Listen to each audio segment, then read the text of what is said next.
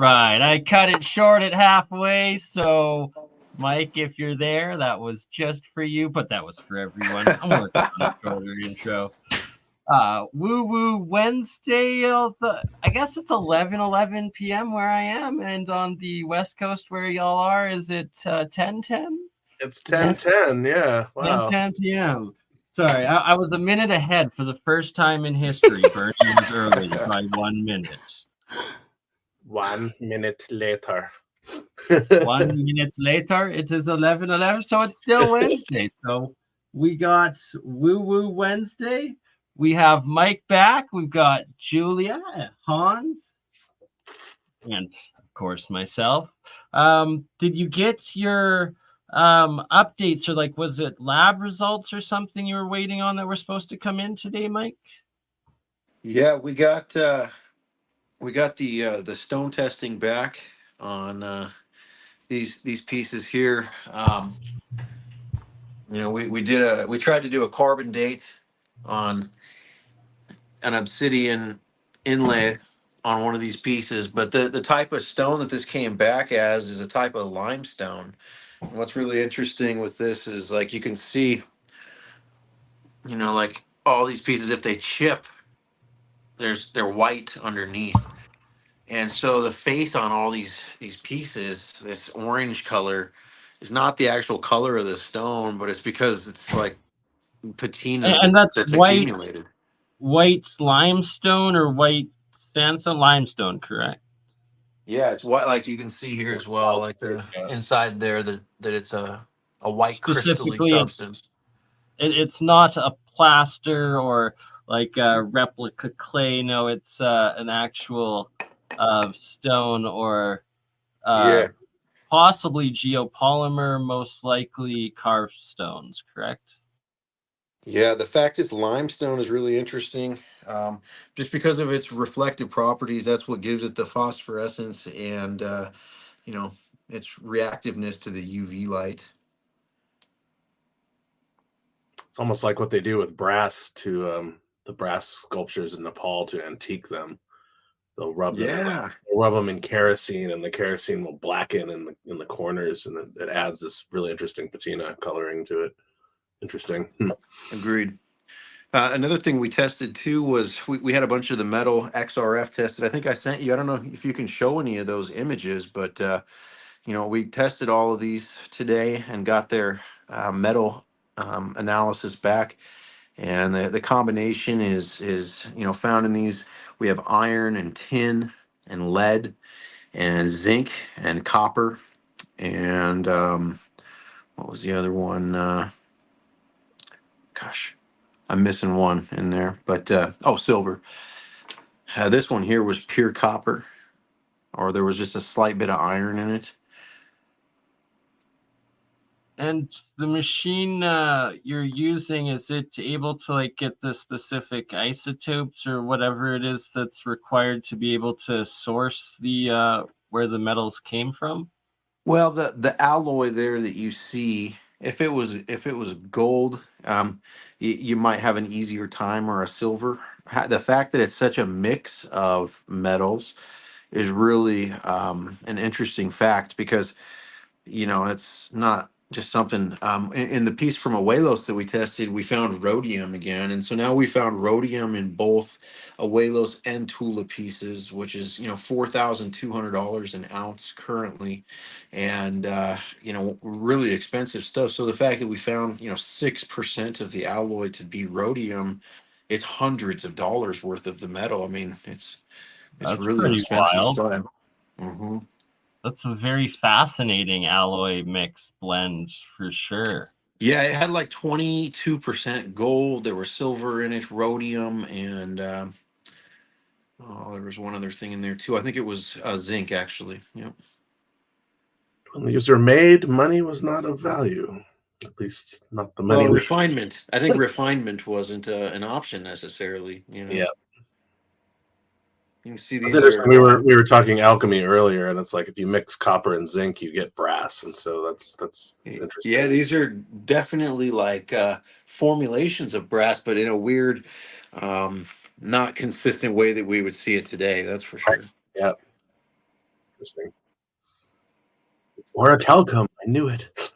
Almost potentially sounds like some ancient Atlantean style pre-cataclysm alloys. That was my orichalcum joke. Yeah, that's right. What's the name of it? Orichalcum, and it's it is orichalcum. gold, They just silver, something mix, right? it's like nickel, silver, copper, and I think there's one other alloy in it. Kind of it makes it gives it like a reddish tint. They found a lot of this in Peru in the T-stone cuts. Especially, yeah. So when they started finding the T-stone cuts that actually still had poured metal in them, they were finding these incredibly interesting alloys. There's a gentleman, I have the book behind me on my shelf. I can't think of the name of who wrote it, but it's called Atlantis in the Andes, and he was tracking down a lot of these really bizarre artifacts that are found way up near Lake Titicaca and around Pumapunku. And yep. A lot of them. Pumapunku has some really interesting stuff in general. Oh yeah, for sure. We were talking about that. Was it the last episode we were on? I don't even remember. Where there was some drought and the lake drained. Oh, I was actually having this conversation. Sorry, at the sauna the other night. The Lake Titicaca drained down, and they were finding the remains of an old village under the water, as well as all sorts of other artifacts that they knew this stuff was down there, but because the lake is so deep and it's at such high altitude, it's really hard to get diving equipment that can actually explore. And so I hear the water's also very murky. It's super murky, yeah. And yeah, that I've heard of that there's like a supposed couple pyramids that have shown or that have started to be visible because of the evaporation, as well as like a island that had like a little city on it that has since risen from the drought. Yeah, I'd love to go up there and stay on one of those they have like reed boat hotels that you can stay on Lake Titicaca. That would be so amazing, because the reed boats are almost identical how they were making them in Bolivia, Peru, whatever that area was. Did you get like alien elevation sickness? So that's I said alien. Yeah, did you get alien sickness? You asked that because when we got to Cusco, you fly into Cusco and you're at 13,000 feet. And I grew up in Nepal, so it's like I still have the the blood additive, I guess, from living at high altitude. Kathmandu is not that high; it's 4,700 feet. The Sherpa epigenetic. Right, exactly. But everybody on my tour was popping altitude sickness pills like nobody's business, and they were sick the entire time.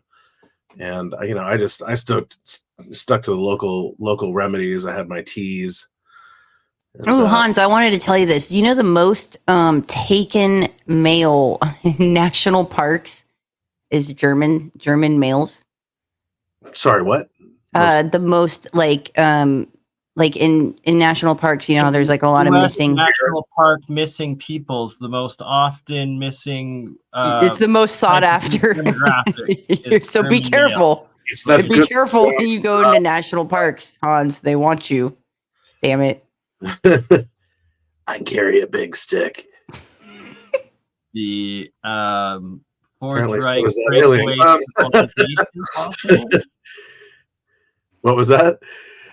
There's the rumors of the UFOs with the breakaway civilization of the Fourth or Fifth Reich or something after World War II and the whole Antarctica theory. So maybe that's why, right? They're taking them German men for or the same reason, but it could be completely different group kidnapping for this exact same reason. Could be the Hutterites that are also known, for taking the jacking men for introducing the new seed, right? The Uberman. They want your blood for the Uberman, Hans. What do you feel about that, Hans? Dieter has a dream. Was that one a whistle, or what was that you're just holding up, Mike? Looks like a pipe. It's just like a little effigy making praise to this being in the center. They just lay around, some in the Chokmah position and others. Well, that guy has a straight rocket pack on his back. That's wild. Yeah.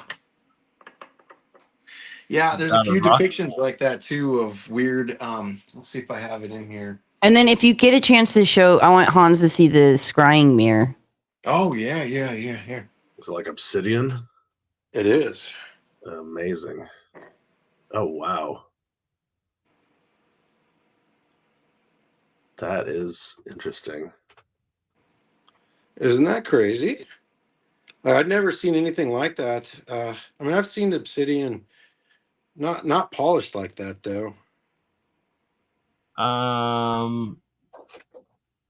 It's interesting. In a different life, when I lived in Nepal, I used to take. There's a hospital here in Portland, and the father of one of the medical practitioners who ran one of the clinics in Kathmandu always needed supplies, and because this is the late 80s, early 90s, there's no way to get a lot of supplies to South Asia at that point. And so I became a carrier for the hospital, and they would give Mike, me all before you put that down, do you mind showing the actual mirror aspect of or lens of it? Like that's wild. Really wild. Yeah. They would give me all these surgical tools, and most of them were obsidian blades, because the obsidian cuts cleaner than metal. Metal leaves a jagged mark, and so that's what creates a lot of scarification. And so the obsidian surgical tools actually work a lot better because they don't leave scarification. And so I always thought that was super fascinating about obsidian. Yeah, this is extremely sharp right here. Ooh, I like that piece. Cut to the bone. But that is like that is just this was actually taken out of this dagger here. This dagger is a bone piece that we carbon dated. You can see where it was mounted in there. And then we lobbed off one of the nubs here also to get the marrow out of there. That mirror, I can't help but suspect, like I need you to run some science experiments with it, like looking at the next solar or filming the next solar eclipse through it. April. As well, exactly, right? And I suspect it could be used to activate those the false doors, or the crazy mountain triple door carvings. Interesting. I don't know. I know the last solar eclipse was, obviously here in Oregon, we had it like direct. That was crazy. I've never actually been through one of those, and to see how light distorts when you get to the perfect corona halo, it really was interesting, because everything around you starts vibrating, and then it peters out. It was really, really intense. It was very cool to watch. See, it just blew my mind. The feet on this being here. If you look at some of the Sumerian depictions of Nin Herseg and Inanna, she's got claws. She has like claws. Yeah, so it's really interesting to see that here as well. What are they? If you ever want to get my attention, just say Inanna, and I'm like, what? What?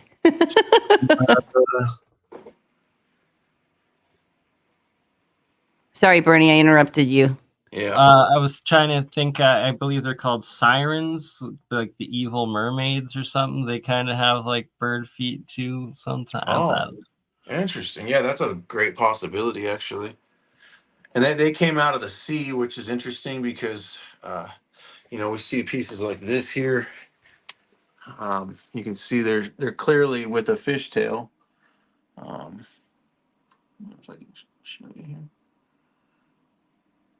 But they almost look like mermaids, Yeah, there was one piece, I think a newer piece you had shown last time that was a straight up mermaid depiction. Yeah, on the crystal skull, was it?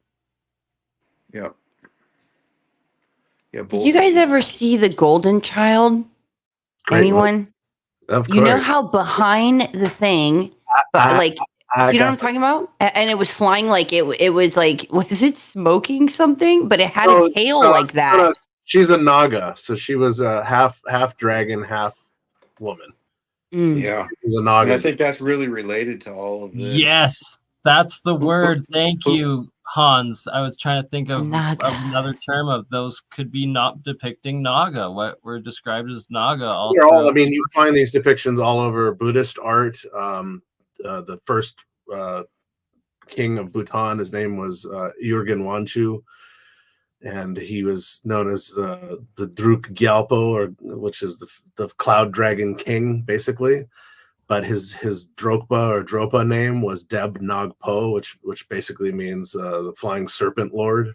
So you have all these pictures of Nagas everywhere, and then they show up in the movies as well. So I mean, look at Conan the Barbarian, right? So James Earl Jones' character turns himself into a snake because he's part of this Naga. That's his blood lineage, basically. Even Medusa was a Naga, right? So she was half snake, half human. Yep. Yes. A lot of the Titans and the golden era there, where the gods walked with man, definitely resonates with some of this stuff pretty heavily. You notice the beard, this is like the beard of the pharaohs, and even King Tut's death mask has one of these beards on it. And I looked up what that looks straight up Upper Egypt, right? Like is it Ethiopian? The taller, slantier pyramids. Right. Yeah. In Sudan. Those are in Sudan. Sudan, yes. Mm-hmm. But what's interesting is all of these angelic beings have these garments or these braided things, and so what's interesting is the Egyptian pharaohs, even King Tut would strap on a beard. Well, they all had false beards, yeah. Well, they did it to honor their creators, and what's funny is they're the living gods, and they wore this to honor their creators, and so it's so similar to what we see, and then you see on this depiction here, it's where you have all the tentacles coming out of there, and I believe that these are braided and or covered with a garment for vanity reasons throughout the evolution of this species, and it even shows it here. You've got this guy here who's evolved. He doesn't have any of that stuff, whereas this guy does. It's interesting. This is very if you've ever read the short story by H.P. Lovecraft, the Call of Cthulhu. So I've never read it. Oh, Cthulhu was an extraterrestrial that had been worshipped for eons and decades, and they buried his castle. You said Cthulhu? Yeah, they buried sex worship. Whoa, I'm sorry, Hans. You just said that like that was the. Can you explain that? Sex worship? No, I said Cthulhu, and so they buried his castle or the place where he was living. It was described as having these massively huge doors, and he would send out these messages to different Aboriginal groups around the world. And so this scientist started realizing that there's all these overlaps between these Inuit cultures and this language. And so he was trying to find where this buried castle was, and it's like in the middle of the Arctic. But Cthulhu was supposedly an extraterrestrial and looked very, very similar to this. Yeah, Dub Selector. I want to respond to that chat that I just saw. Dub Selector is my moderator. He works on 14 different quantum computers, and he said that at Contact in the Desert, there's a guy. He asked me if I saw it at the booth. Yeah, no. That's Josh and Anthony, the ancient Aslan guys. They specialize in pieces from Abuelo Stilisco, and they're good friends and have a they're, just out there like me trying to get awareness spread for this and trying to figure out what the heck we're seeing, Is that It's pretty turquoise? advanced stuff. Looks like Yeah. That's a nice piece too. And so that's a sundial or astrology? Good question. I don't know. Lots Wow. of dials and things. How many symbols are there total? Eight. Kind of reminds me of the Mayan. Mayan Aztec, 100% Mayan Aztec glyphs. Yeah. You mean Olmec? Or Olmec. Olmec, sorry, yeah. Because the Mayans and the Aztecs borrowed heavily from the Olmecs. Good call. And I can't help but wonder if Cthulhu, you said, was in the Arctic, if the Devon Island pyramids and could be a potential location. That's fascinating.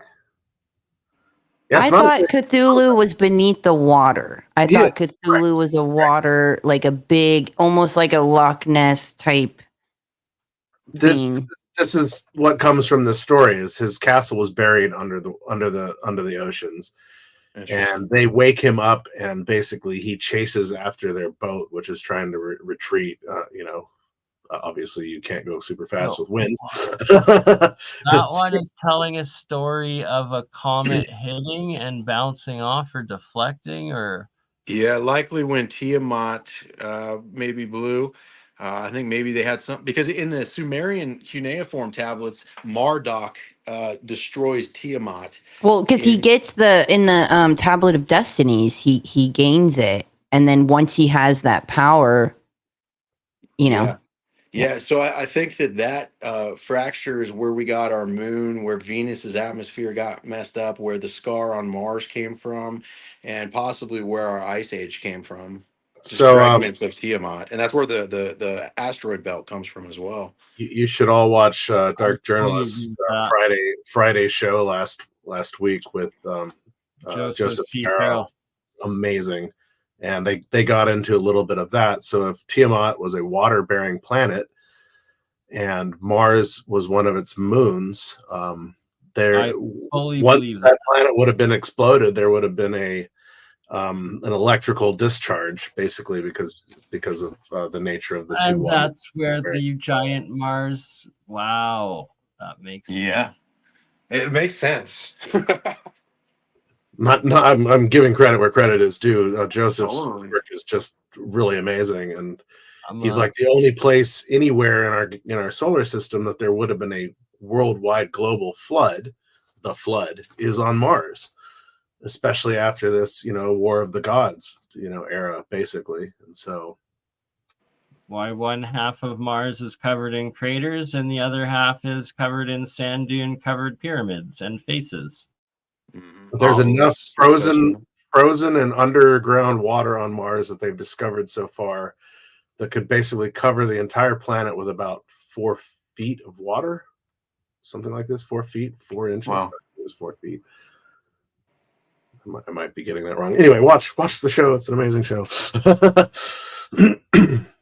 Or listen to it. They don't really show much, but I've missed some of that. Mike, do you mind if you've got some of the flutes or the musical instrument ones around you to sample a couple for us? Yeah, for sure.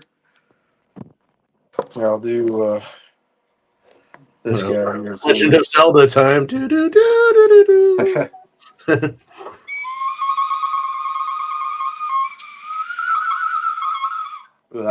You have to blow really hard on that one to get the higher pitched one to go. Not near as nice as this. I like it. Wow.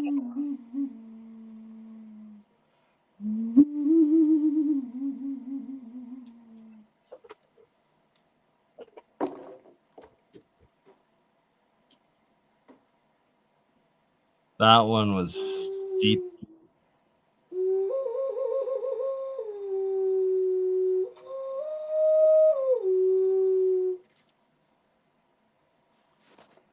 Yeah, they sound pretty insane. This stone is really interesting to me because as a rock collector, I like to collect specimens that are, geologically crazy on how they were made. And like this is, you see this line that goes down this thing. It's almost as if someone fused these stones together. Like it's amazing. And the fact it's a hollowed out whistle, it makes you wonder, like, did With they have a alchemy way to symbols weld on the that? left. I mean, it's insane, right? I don't know. Really That's unique wild. specimen, though.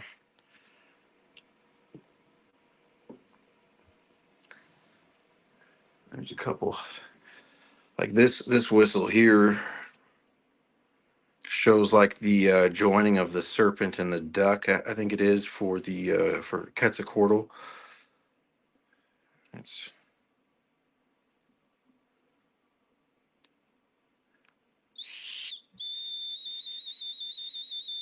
Have you guys? What's the name of the pyramid That- again? That you that clap your question- hands and it has like a bird sound Chichen back. Itza. Chichen Itza. Yes. It comes right back at you. So epic. What? Sorry, before you put it away, the last one you had that was like a see-through crystal whistle. Yeah, it's quartz. That's a quartz crystal whistle. Yep. Say that 5 times fast. Quartz. Crystal whistle. This is like a death whistle here. It hurts my ears to blow it, but I'll do it anyways. Oof, man, That's a good dog training whistle. Right? so loud. I just thought that too. This is All the canines. These dogs are going crazy. It's like the jackal. also quartz here. Jaguar whistle out of pure Yeah, quartz. jaguar, and then it's like holding a skull down here.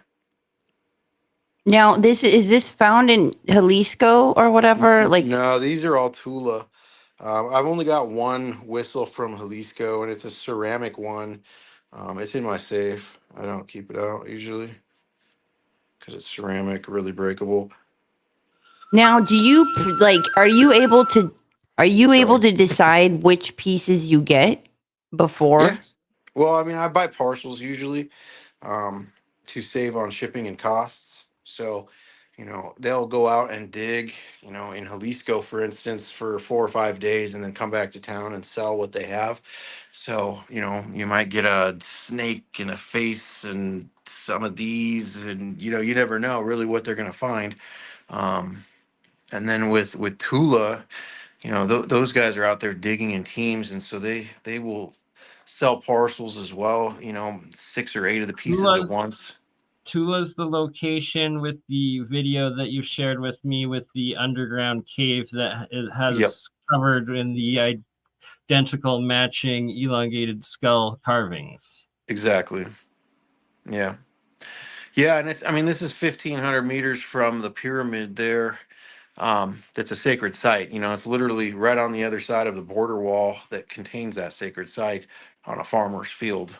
And so, wait, sacred site. Wait, I want to hear more about this sacred site. Yeah, the pyramid there, the flat-topped pyramid complex in Tula Hidalgo that has the Atlantean statues that stands on top of it. I am not familiar with that, Mike. They're holding these really, really weird. They almost look like weapons, but they're tools of some form. Yeah, futuristic of sorts. Yeah, they're called the Atlanteans. That's right. Yeah, which is interesting. I actually have that. I got a basalt one that's like a miniaturized version of that. It's upstairs. I'll bring it down here one of these days. It's very heavy, so I've just pretty much left it upstairs. Or bring the camera up there one of these days. Yeah, I'm not gonna go live in my house. Wait, so Tula, tell me more about. I want to know about Tula. Yeah, I mean, it's a whole book on itself. Like it's this space though is inside the town pretty much, and it's like 256 acres or something like that. That's all fenced off, and it's the sacred site. If you look at it from the top down, it almost looks like Karnak in similarity. And what's interesting is there's all these white podiums that line the courtyard of Tula's Karnak, site. or Karnak, France. Karnak, Egypt, yeah, Luxor, down Yep. in that area. Luxor and Karnak actually are the same site. They connect. Yeah, that's what I'm saying. Like, I It didn't know if you connects knew by the about one or row, the other. the Some row people don't know of lambs. Yeah, that. most people don't. I was Yeah, I was Luxor is chatting the about. temple within Karnak, right? And Yeah, so, yeah. Anyways, but the layout is what's really interesting is they have all these podiums and obelisks, and a lot of the obelisks were removed. And what's interesting with Tula is there's all these white podiums that look like they were obelisks that were cut off or broken off. And I mean, there's hundreds of them, and I always wondered what they were. Someone was like, "Oh, they're There's gravestones." tons of pictures of ancient Olmec monoliths everywhere in the jungle that seem to have all been destroyed and gone missing. Yeah. So I believe that these obelisks were towers that brought in the energy and allowed them to utilize and do alchemy, because there's a lot of depiction of alchemy and that sort of portals and shit that looks like magic. Excuse my language. Yeah, it's I mean, there's no other way to describe it, you know? I don't know if I should. Do you mind zooming in on the symbols a little bit for us, Mike? Yeah, for sure. That looks like a female. You never really see that. The one in the center beneath the wings. Yeah. It looks like a female Horus. that's We horrible. found a female Anubis as well, and I actually looked into the record, and there is her or his wife actually, and there's not a lot of depictions of her, but we found an entire like 3D statue of her Really? Where? in Tula. I don't own it, but I have pictures of it though. I've documented it. Because from what I understand, they all had like a female counterpart, but it's really hard to find any type of information or evidence on that. Right. Well, I think that that's probably before the fall, and after the fall was just the 200, and I think that woman was suppressed really heavily. It seems like, there's no women priests hardly. There's no women priests. It's like that in Christianity, Judaism, like all these religions, it's very uncommon to find. They took all the women out, and that Hans, this is the perfect opportunity. You got it. You got to say it. I feel like the hype man for Hans of like, I always like try to hype him up to say this information, this is my favorite part, is about the pharaohs. Hans, you have to say it now. I will definitely dive into that. So there were everything came in fives into the ancient Cometians. I mean, Egypt is an interesting word in itself. Egypt came from the word Het Ka Ptah, which is where Ptah's energy and physical presence manifests. And this was a temple basically in Memphis. And the Greeks thought it was the name of the entire land. And so Het Ka Ptah became Het Keptos, which then became Egyptos, which became Egypt. And it's interesting that the Coptic comes from this as well. Ka Ptah is Coptic, and so it's the body of the creator, or the son of the creator. And so this is similar to Jesus or Jesus, right? Or Jesus, because Ye would be the son or the physical body of Zeus. And so this is all these words come together. But to the ancient Cometians, the land of Kem, there were 5 houses, and the 5 houses were the Per-Wer, which is the house of the wise men, which is a university or a hospital or a learning center. There's the Per-Neter, and the Per-Neter was the house of energy or the house of nature. And this was a pyramid, so the pyramids were obviously not tombs. There was the Per-Ka, which is the house of the body or the physical manifestation of the body. So this is a tomb. This is where the body goes to rest. And then there's Per-Ba. Ba is a bird with your head or your face on it. And the Ba was one of the 7 spirits or 7 souls that would leave your body to go into the afterlife, or the Duat, basically. And so this is a temple of worship. This is the pharaohs. The pharaohs. Hans. Right. So the highest house of them all was called the Per-Ah, and this is the house of the woman, the high house of the woman. And this is where the word pharaoh comes from. There were no male pharaohs period. Boom. Oh my God. That's such a hot take. What? End of story. All of the pharaohs were women. They were the high priestesses of Isis and not Hatshepsut, but well, I can't think of the other the goddess with the Sekhmet? No, she's got the cow ears. And Hathor. Hathor, thank you. So the high house of Hathor and the high priestesses of Isis were the ones that would anoint and initiate the kings. And some Egyptologists and some historians are smart, and they always say in the time of Pharaoh, there was King Tut and King Ramses and, King Imhotep and King Akhenaten. But, more modern Egyptologists and archaeologists call them all pharaohs. And it's just like, that's so incorrect. That makes a lot of sense to me. Well, it just seems like they've been trying to take women out, and that's kind of how they've gotten they take them out of the Bible, and then they make all the stories like, oh, she's a prostitute, like you're more likely to have an enslaved, if you take the feminine energy and then you invert it, like they destroyed the temples of the goddess, all this Inanna stuff, all this goddess worship. And then you get the highest, like the soul technology, the closest you can get to God, it resides within a woman. Between her hips is the soul portal. Come on. So the fact that we fell for this of like, and we're not worshiping women, and maybe we don't have to worship women, but like hold them on a high regard of like, you gave me life. Right. And this also comes back to the Greeks, because they saw everything as being patrilinear and not realizing that, the rule of ancient Chem was a matriarch. And you kind of see this in some of the pre-dynastic and dynastic times, because there's the Old Kingdom and the New Kingdoms, and some of the Old Kingdom aspects you see the matriarchy, but it's not like the complete opposite of a patriarchy. It's a unity project, right?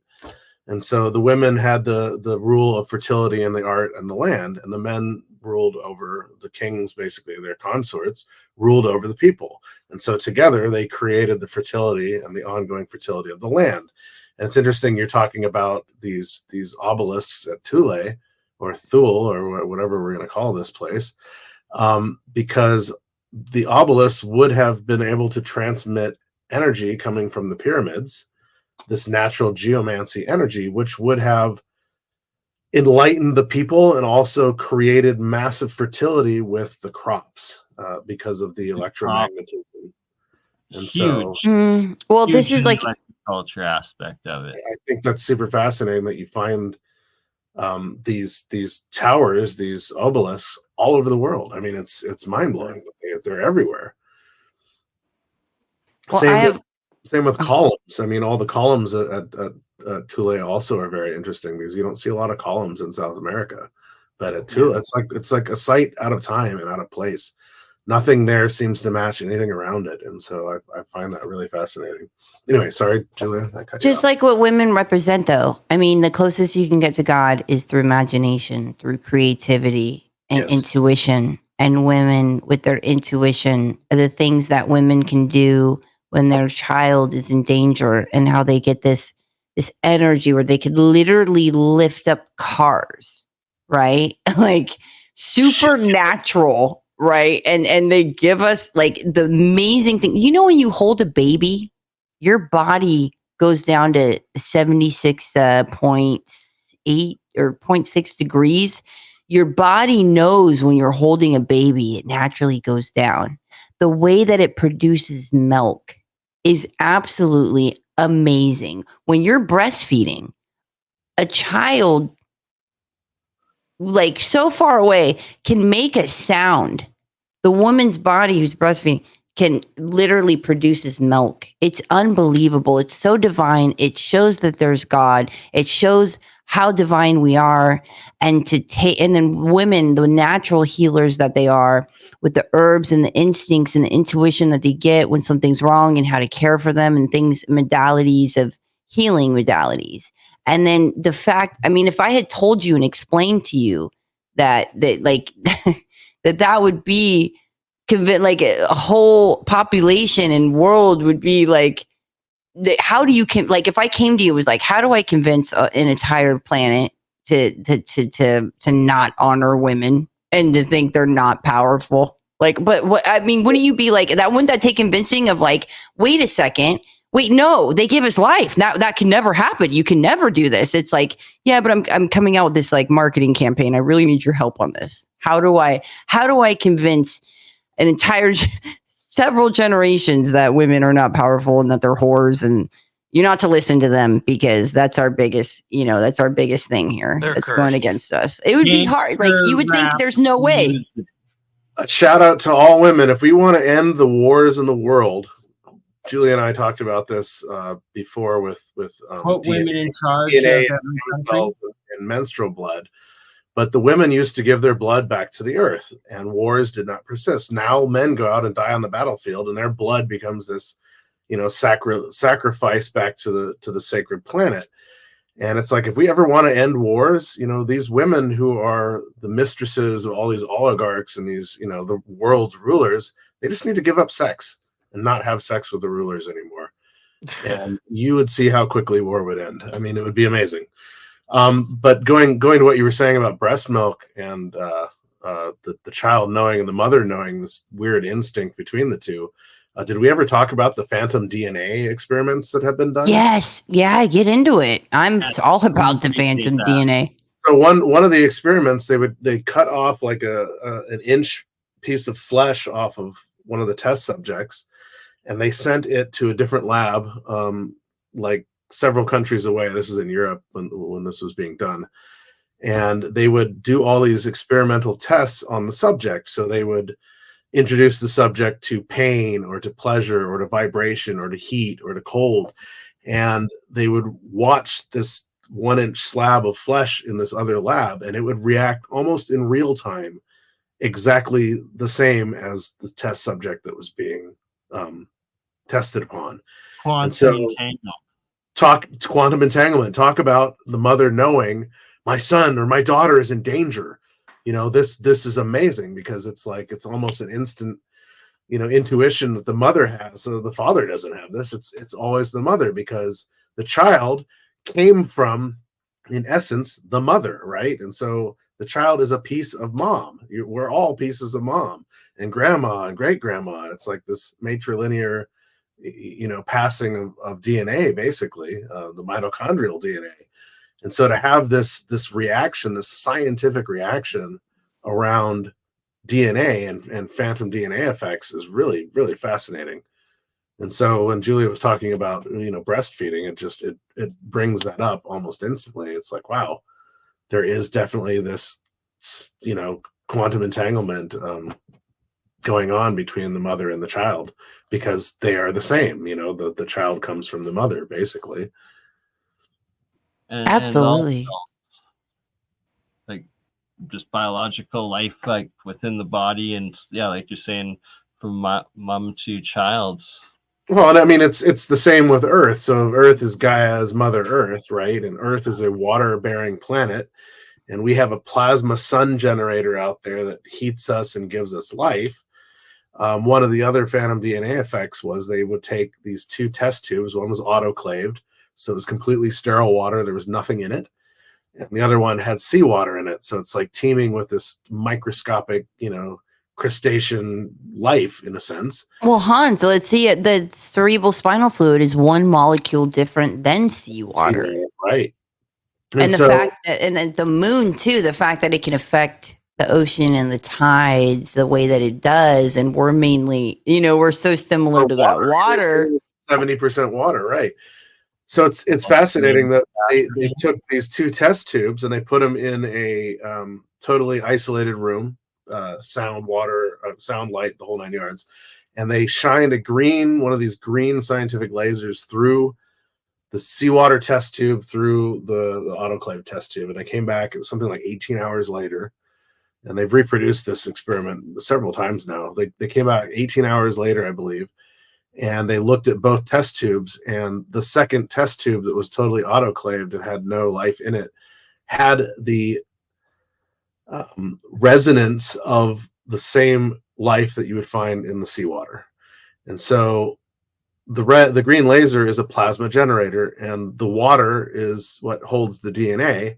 And so if we're drifting through different parts of space that are very thick with bacterium or DNA, and our sun is beaming through, these elements into the water-bearing planet, we're going to have all this life appear. And so it kind of explains where we had the Cambrian, breach in our history, where all of a sudden all this new life comes out of nowhere, and it's like, well, why did it come out of nowhere? What is going on in space? And so then the other question is, if we're bobbing and weaving through these dense areas of space, so are other solar systems and other star systems as well. And so the potential for genetic cousins and genetic cousin life out there in the universe is huge, because as we know, these other suns would be going through these same processes. And if they had a water-bearing planet, then that planet would also have life. Like vortexes acts as portals of energy and transference, and water is the mediator between physicality and the 0 point energy of the quantum field. So of looking at that, like, because a lot of my insights too, with like the inner earth things that I discovered in remote viewing, a lot of, like, I call them the water worshippers. Now, what did they have down? This is huge. This is a huge reveal. It may not be big to you guys, maybe at the moment, or maybe you'll get it. But what I saw down there was a lot of those obelisks that you see. It was like, it looked like imagine giant quartz obelisks. But there was always water beneath it. I'm like, oh my God, these water worshippers, they're charging the water. They're doing it through light. And they're doing it through that, but they know exactly what they're doing. And they're like the way that they're charging it. And I don't fully understand it, but it's very advanced. And so it's like on a whole nother level. So when he's talking about the obelisk, I'm like, oh my gosh, I've seen those down there, down at the core. But that's just the way of charging the water. And the fact that, like what I just said about the water being the mediator, portals of energy transference, and the mediator between physicality and the 0 point energy of the quantum field. So there's like much more being done there than we can even imagine or conceptualize. Well, all these obelisks that you find in Egypt, that a lot of them have been moved. There's one in the Louvre, or there's one in Rome in the Vatican. There's one in Washington, D.C. There's one in Paris. Or I guess it's not Washington, D.C. It's in Philadelphia, I think. No, New York. New York. You're correct. It's New York. They're all made from granite. Well, what is granite? Granite is quartz crystal embedded in a matrix. So these are giant quartz crystal resonators. Same with the pyramids. I mean, you look at the pyramids and you have the inner chambers are all rose quartz or rose granite or black granite that came out of Aswan. But then surrounding that is limestone, and then the casing stones on top of that would have been more of an alabaster or a quartz. Mike, Mike, wasn't a lot of these things, weren't they tested to be that? Yeah, that's why it was really limestone. Limestone, right? That one was wild. The one you were just limestone holding. It had a larger planet than Jupiter, and superconductive, and Saturn on that. Yeah, that could be Tiamat. Yusuf has a tower that's electrified, and he has different stones on the tower, and he'll test it with a wand to see which ones are electric, which ones shoot off sparks. And the granite doesn't shoot off sparks, even though it's full of quartz crystals. The limestone, on the other hand, it's just like this arc reaction to the wand. It's crazy. Man, anything that like puts the like Tiamat, like Inanna, I like at the forefront, like it gets my attention. Like, okay, now like like when you honor the woman.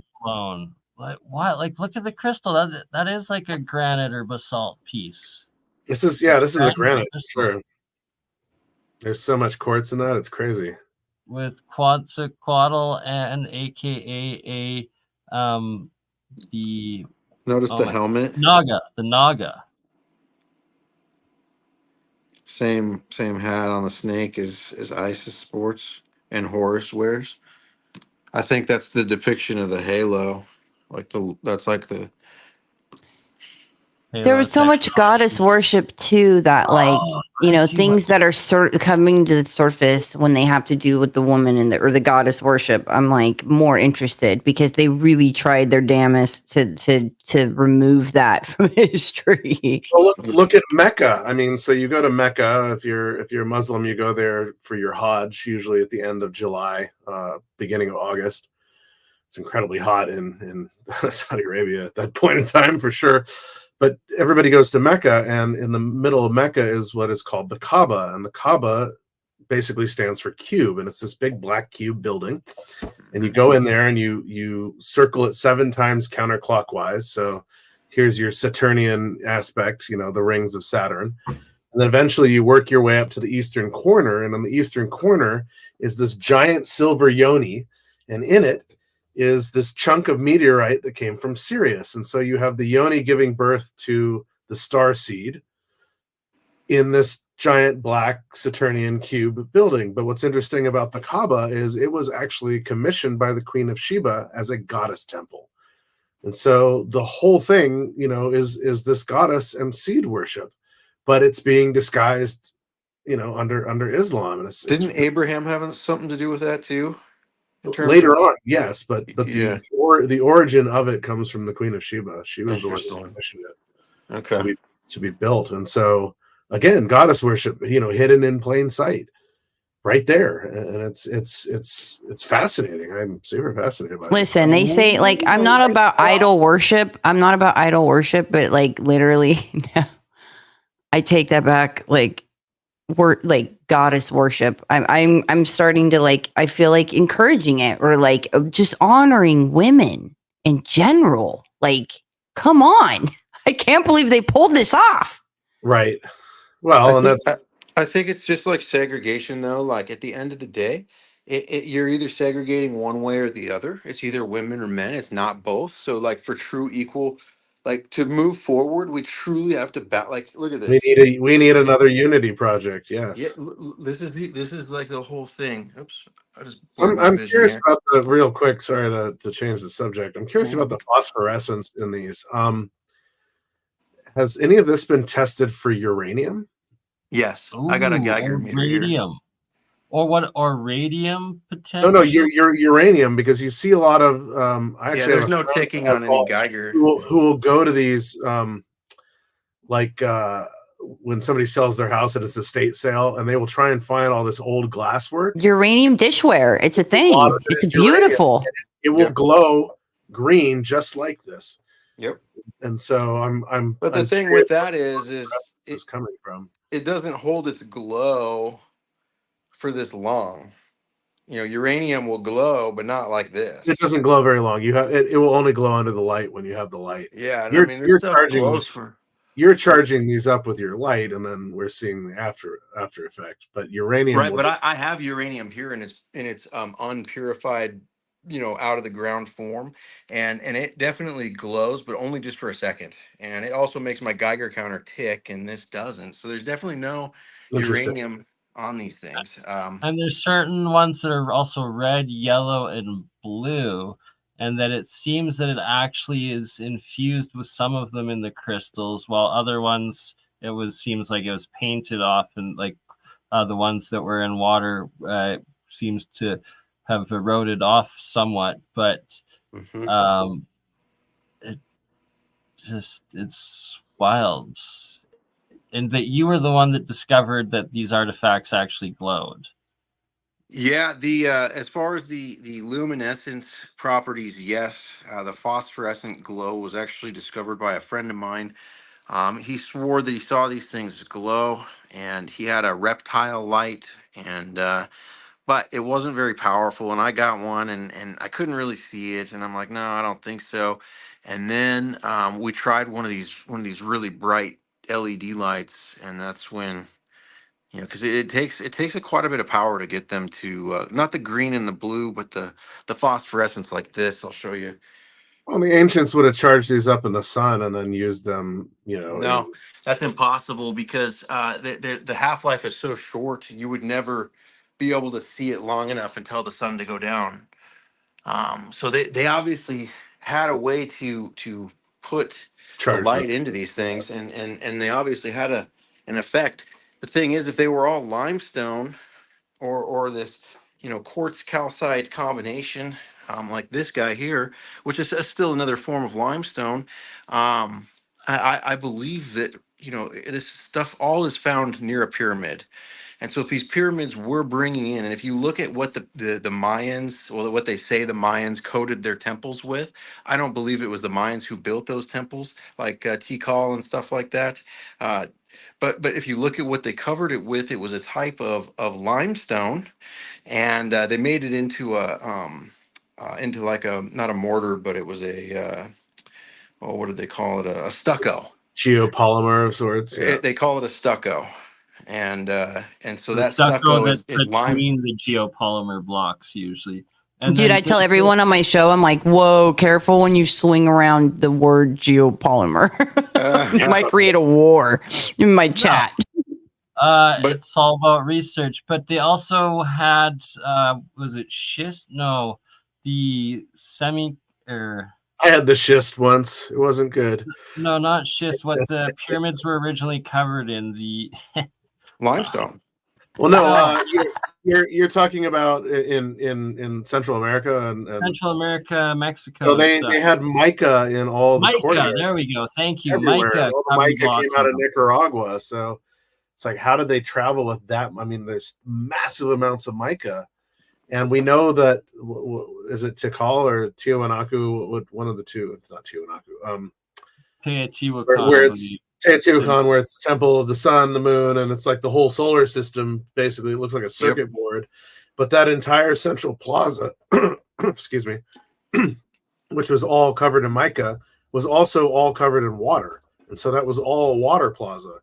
And so the mica and the water would create, I mean, that's fascinating, because mica in water will create arsenic. Huh. And so this is Frickin' helicopter. Is that what we have there? it's a timepiece. Or a claw? What? Oh, definitely watch. Definitely timepiece. 2 hands. Good call. But for what purpose? Because obviously it doesn't move on its own. No idea. So is that an add-on at a later point? Or yeah, interesting. Have you ever been to the sites where these are coming from at all? Nope, not yet. I was invited to come down with Gen 6, but my wife was pregnant, and I passed the opportunity because, well, I'm not going to leave her home alone and go to a foreign country that's very dangerous with cartel, and especially after around sending $1 million. Jalisco. Holy smokes. Yeah, and sending the amount that I have, it's just not a good idea, and that's still what's kept me from there. I have the open opportunity to go down there to the cave right now. I'm thinking about doing so. I've got a couple scientists that want to confirm the site, and I would like to be there for that, and it would be a great final chapter of my book. Oh, I want to be invited, but I would want to remote view it beforehand to see if I should go. Okay.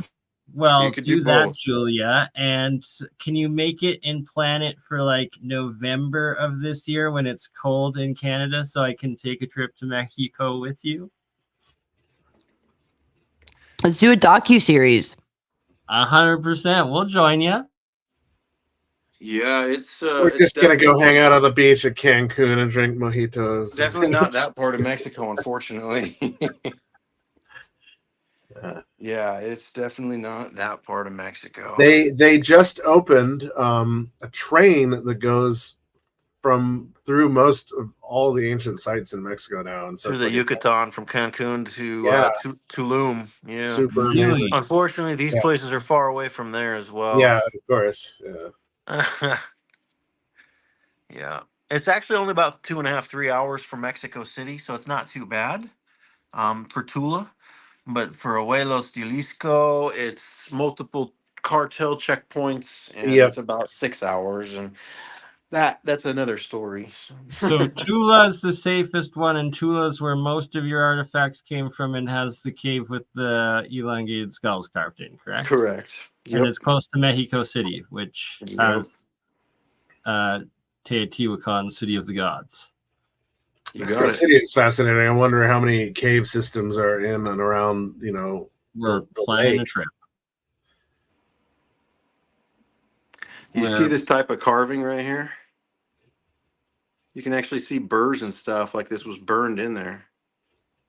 You see that? Wild, yes. Like laser etched almost. Plasma. Right? There's a piece, not a piece, but there's a site Wild.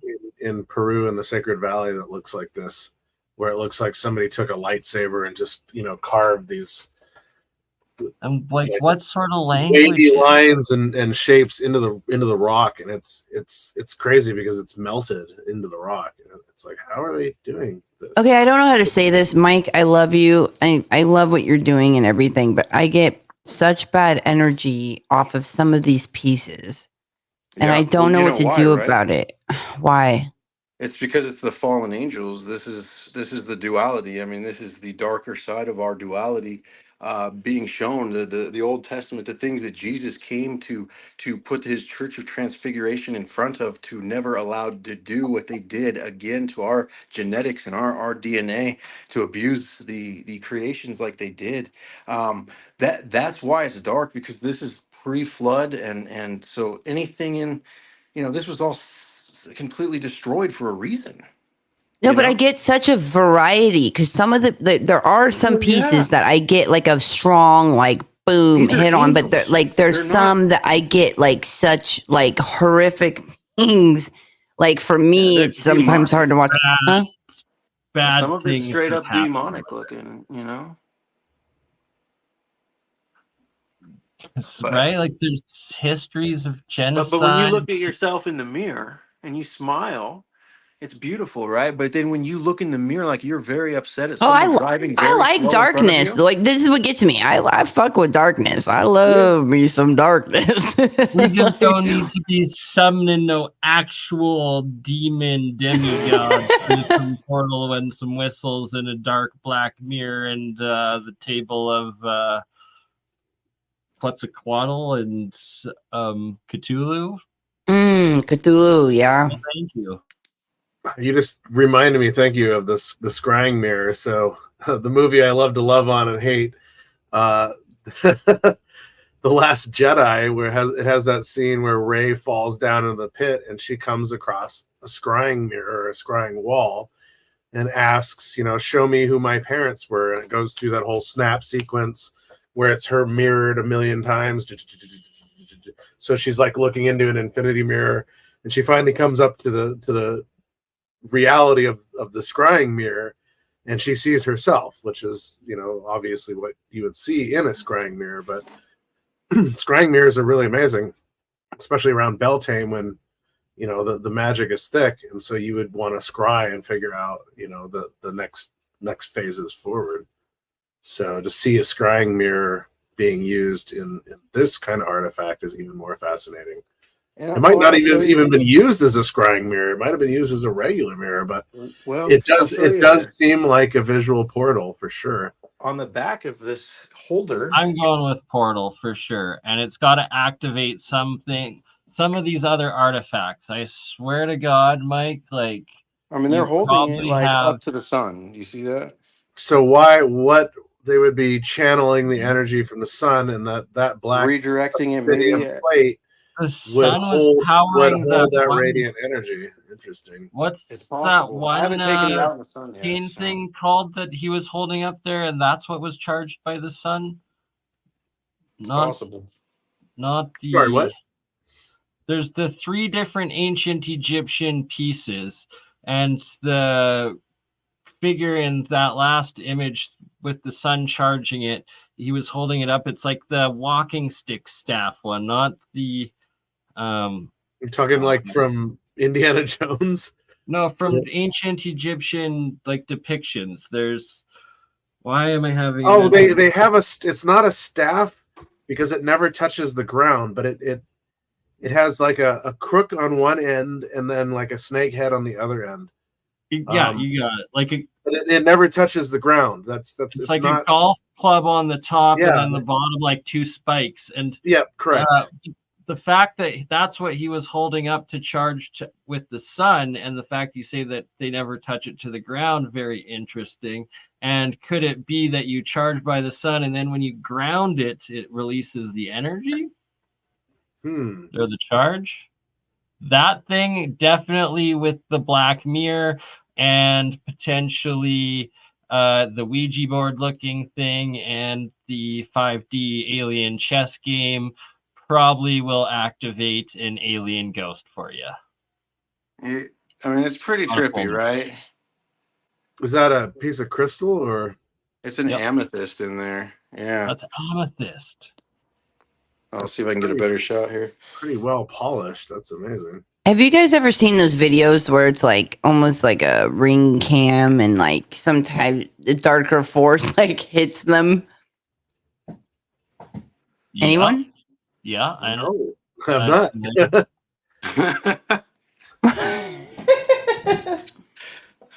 Maybe. No, have you seen it? It's like a security cam, but where it shows like another force from another dimension, almost like a darker force, like just straight throws them and levels them out. Like they slide down a hallway. I'm not sure. Your stuff is kind of reminding me of some of the pieces I have as well. This is a rainbow quartz. I wish I had a light I could shine through it, but it's super beautiful. Oh, well, yeah, anyway. Oh, you can kind of see it. Maybe I can get that light to go through. Probably beautiful when you put a light behind it. Yeah, that's what I was trying to do. Maybe I could use my headlamp. What did I just do with that earlier? Yeah, headlamp underneath it would work well. I'll just use my cell phone. Yeah, absolutely. Underneath works. Wow, is that jade? Mike, is that jade? No, it's calcite, banded green. Wow. Calcite. Yeah. Beautiful. So yeah, you can kind of see. All right. Oh, you're all good. Back to the calcite one, please. Does that one glow? Oh yeah, it glows red. Can you hold your flashlight up underneath it with the light off so we can? You can see the banded calcite here really more clearly. Wow.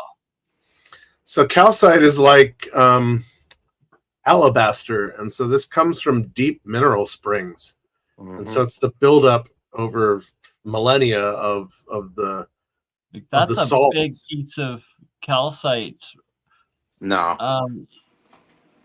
No, I mean these are calcite here too. Oh wow.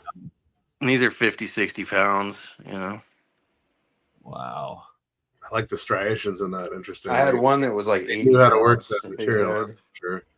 But that one there, the red one, if you can put the flashlight underneath its chin and hold it up to it for us. Like for me, it's like the consciousness of this though. Like you guys, seriously, what is this trying to teach us though? Okay, like wait, you're advanced, you're trying to teach us what? To bow down. Wait, what? What is this? What is this teaching? The truth shall set us free. Is it artistic representation or I'm sorry, I just get really passionate. I get really passionate of like, or was it documenting you should almost Nephilim interaction? You should almost like record what is on each one of these written down, and so then we can start deciphering, well, what the message is. So what's really cool, I guess you weren't here when I was talking about it, but I met a professor down in San Jose, and he right now is not teaching, and he's only tutoring PhD and doctoral students. And so he has a lot of extra time right now and a laboratory, and he's very fond of the project, and his specialty is AI. And so he is, he asked me what my goal of this all was. He's like, now that you know that it's real, what do you want to do? And I told him, I was like, I really want to understand this language and try to maybe catalog it and document it better. And, he's like, that's something we can absolutely do. And he broke it down. He's like, I'm going to need $10,000 for a server so we can get the AI going. We're going to need to lease this, and this, and then I'm going to need to write the software or the AI thing, and then we got Is this guy intro. trustworthy? Whoa. Yeah. He's a PhD and a professor for That San doesn't mean Jose. shit. Come on, Mike. But he's also a good friend of mine. He like one of his best You friends got to from high invite him school. on. Let's please schedule a podcast with him. We'd love to talk and maybe help give ideas and I help mean, get the involved guy's with it. extremely private about this topic, and so you know, he's We could very do a private secure call. oriented. The stuff he works on in AI and things of that nature is pretty tough. That's why we have to buy our own server and whatnot. And so his theory is we need to turn this into a nonprofit organization and a trust. And so No, me and my business partner and a good friend are all Absolutely. going to donate good chunks of our collections to this trust. Mike. And, huh? Okay, go ahead. Finish. I got to say something after. Yeah, go ahead. What I was going to say was I have faith. You're going to be misled, but I have faith because the plants are going to guide you. They are. I know it sounds crazy, and it's crazy to say that. And you have gone through this rapid ascension, right?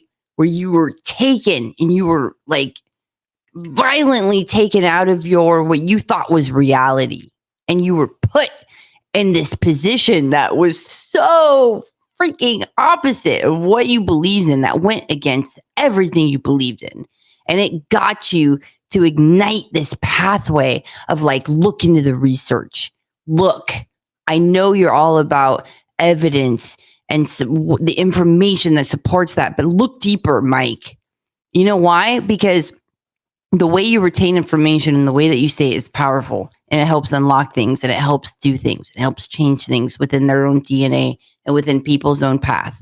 So you are on this journey that you're going to be freaking rocketed way far past this. And so I see where your trajectory is. Okay. But I'm talking to you here and now, what you know now. Right. So I'm delicate with it. Okay. But I don't know. I just feel like be wary of that guy, but like Absolutely. He comes under extreme recommendation. It took over a year before I could get a sit down with him. You know, it's not something that just blossomed overnight. It's someone that obviously my good friend has known since high school, and he's been to Burning Man and done art installations, and he's on a different level in terms of, you know, most college professors and people who are academically associated. He's also not working for any university currently and has no ties to any university, which is a good thing. He also has a private lab, and you know, there's multiple things I could go on about this, and this isn't really the forum to do that, but nonetheless, I've definitely vetted it out, and everything's going to be done through an attorney and through proper channels. Listen, Mike. All I'm saying, like, future Mike, like, listen to me, like, using your eyes crossed, and Julia's remote view prediction feeling on the matter is something. Mike. All I'm going to say, Mike, what I'm saying to you now is conscious Mike, like 2024, January 31st, Mike, is you, is that you just what? What are you guys saying? Mic drop. Oh my gosh. That, like, listen, I'm going to say one thing. The plants are going to guide you. I want you to know the difference, okay? I want you to know the difference, because there's other things that are going to try to guide you. Oh, okay. Absolutely. And I'm just saying, the plant, I have faith in you. The plants are going to guide you. They already are. Why do you think I'm growing cannabis? Exactly. But you're on this rapid. Exactly. But I'm saying you're on this rapid, like, it's not common. Like, you guys, Mike's journey, it wasn't just like, it was rapid. This guy, he was taken from 0 to 100. It's such a rapid rate, and it's amazing, and it's astounding. And I'm just saying, listen, like, you're going to be misdirected. And I know, listen, I have to say this. You're going to be misdirected. You're going to be led down to wrong people and wrong paths. Remember, I told you this, okay? Yep. You're going to be, there's going to be some facetious motherfuckers, and there's going to be a lot of bad energy coming your way. You're going to navigate it, okay? It's going to feel overwhelming, but you're going to come out on top. But remember, I told you, just be freaking wary, okay? I have to tell you this. And the plants are going to guide you. Listen to them and know the difference. Yeah. Yeah, no, and that's what's got me here in the first place that was the alien plants. or predator on the back? Yeah, of go that? back up to that last piece, the Alien? back piece that totally looks like H.R. Giger's alien, like to a T. So I have to interject on the note of the plants guiding you. We need to schedule another episode solely on setting up some experiments, testing those artifacts, especially the pyramid ones, on the extra or the preservation of fruits, plants, and setting up for experiments for the spring to try to test some of those artifacts with electroculture, because that will prove right there if you can 3 to 5x your growth or the length, the longevity of a fruit in one of those pyramids. He's my cousin, but he's my cousin's son, so that would make him my first cousin or second cousin, once from something along these lines. But my cousin did experiments with PVC pyramids over plants. And so he was growing broccoli and carrots and something else. And he had his test plot, and then he had the pyramid plot. And the stuff that he grew under the pyramids was like 3 times the yield of what was in the test plot. And this was with a non-conducting pyramid. And so the Russians did all these pyramid oh yeah, I remember seeing this. And they would put dull blades inside of these pyramids and pull them out, and they would be incredibly sharpened. And they ended up putting all these blocks, these cement and brick blocks in there as well to charge them. And then they put those into jail cells, like in the walls in jail cells, to see if it would have any effect on the mentality of the prisoners. And so really, really fascinating stuff, the pyramid stuff that they were doing, all the pyramid studies. And having been inside of the Great Pyramid twice now, well, actually 3 times, there's energy there. I mean, it's still there. It's very obvious that there's this energy vortex there. Yeah, it just doesn't have the arc in there to amplify it, I think. Correct. Is essentially the difference. Absolutely. But when you go down into the subterranean chamber and you go down into the end of the dead end shaft and you're the only person down there, you hear the vibration of the pyramid. Do you pick up on any water? Like, what do you pick up on when you're down there? You don't hear a freaking thing. Do you pick up on anything? You hear like yourself and vibration. There is water down there. There's a well shaft in the subterranean. Nobody talks about. It goes down 3 layers, and you can see the tunnels that go off from it. One of the tunnels heads toward the Osiris shaft, or approximately where it is, because it's on the causeway between the Great Pyramid and the Pyramid of Menkaure. And when you go down into the Osiris shaft, you're down 100 feet. It's a little over 100 feet, but it's like 5 layers down. And the water level is, 5 feet high at that point. And Zahi Hawass, for I think it was NBC or ABC, like in the early 90s, late 80s, when they were excavating that site, they had pumped all the water out so that they could look at the green, it's like citron or granite box that's in there. And they opened it up. Oh, there's nothing to see here, blah, blah, blah, blah, blah. But what they didn't bother to tell anybody is that box, the stone that is in that box comes from Lebanon. So how it got to Egypt, good question. On a boat, quite possibly. But it doesn't fit down any of the shafts that go down into the Osiris shaft basement, into that area. So how did they get it down there? And it's a solid piece. It's not like they broke it into 5 pieces or 6 pieces. It's one solid piece. But there are 2 other tunnelways that lead off from this area. And so was it brought through them? And then the question is, symbols right there. Where do those go? So you have Virgo on the left. I'm just kidding. But it does kind of look like Virgo. Yeah, very similar. But then where do all these ancient symbols come? Also been, I believe I've seen it represented something similar in a Templar or a Jesuit symbol before. And then that's straight alchemy symbols right there. Oh, yeah. Wow. Well, that's interesting. Alchemy, alchem, right? This is where this Kemet. is going back to Kemet. Yep. Chemotherapy, chemistry.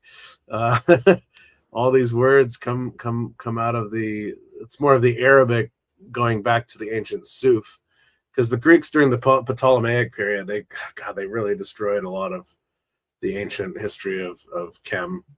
The golden age of Arabic. And even Ptolemy, it's like, was Ptolemy a person or was that a title? Because Ptolemy comes from Ptah.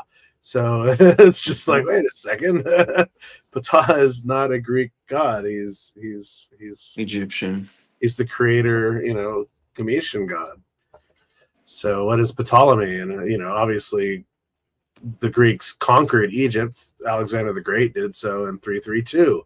Well, 332 is 8. So there's your magical number right there of symbology.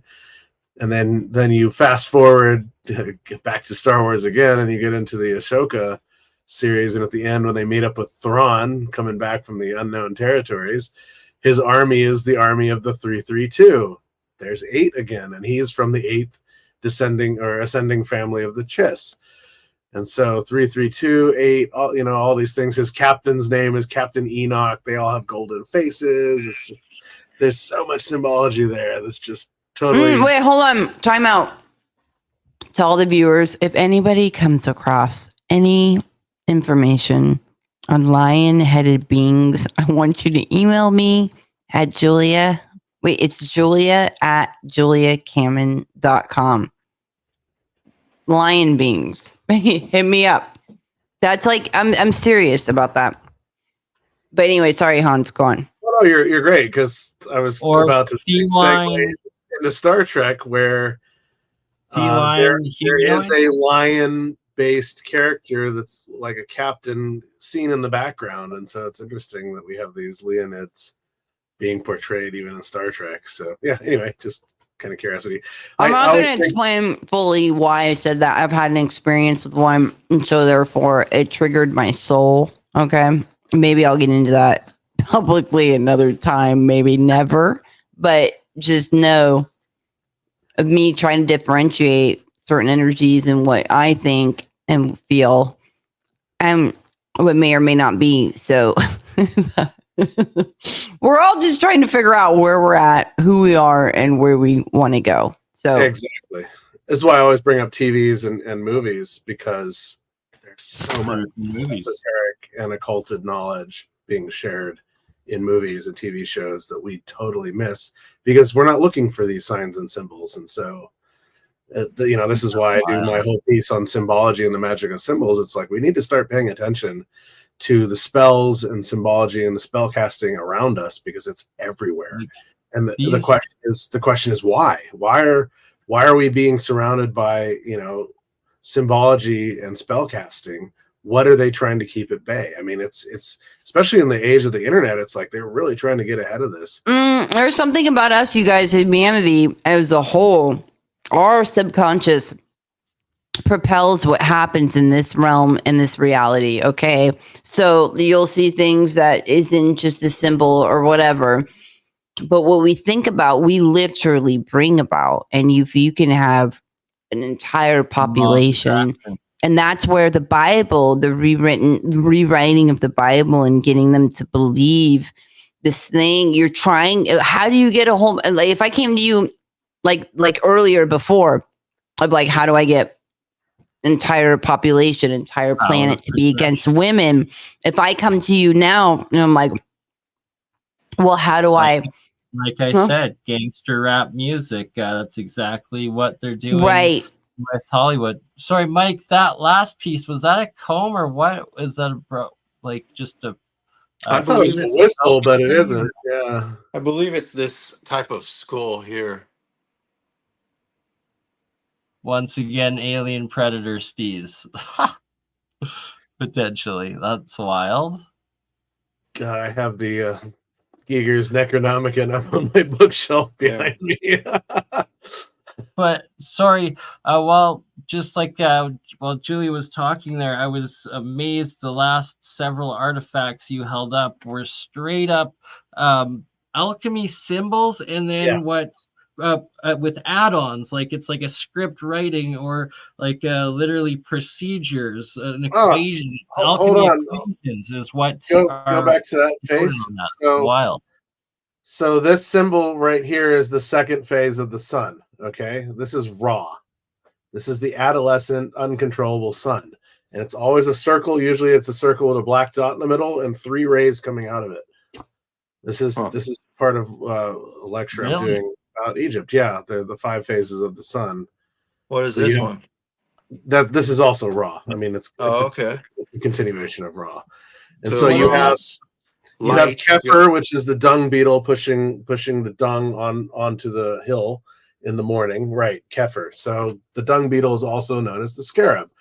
And what's interesting is this is Horus on the rising, and this is where horizon comes from in English, basically, or hours, Horus, right? So these are the hours of the day, the Horuses of the day. The second phase of the sun is, mid-morning to noon, and that's Ra. And everybody thinks the sun is just Ra, or Amun-Ra. Well, Amun-Ra is actually 2 phases of the sun put together. The third phase of the sun is Un, which is just the circle with the dot in the middle. And Un is where we get the word noon or afternoon from. It also could be pronounced On. And this was the name for what the Greeks called the city of Heliopolis. Heliopolis obviously is a Greek name, but the original name of the city was On. And it was the city of the sun. And so then that's the wise sun. And then you have the wiser, or the son of enlightenment. And this is called Aten. And so Akhenaten, changed his name from Imhotep, or Amun-Hotep, which basically means the altar of the hidden sun, to Akhenaten, which is, if Ankh is the key of life and Aten is the enlightenment, it's the key of enlightenment, basically, is what Akhenaten means. And Tutankhamun also falls into that. And then you have Amun, which is the hidden, or the hidden sun, the 5th phase. And, for the Coptics and for the Christians, this is where the word Amen came from. So if you're giving your prayer, you're going to say at the end of it, Amen. Hopefully God or the Creator will hear the prayer. But in reality, you're hiding it. You're burying it. So nobody hears it. You're putting it into darkness or into the hidden. And so to talk about things being, completely flipped or ulto or on top of each other. But to see these sun symbols, this is quite fascinating. Like the accuracy of what they've depicted. Yeah.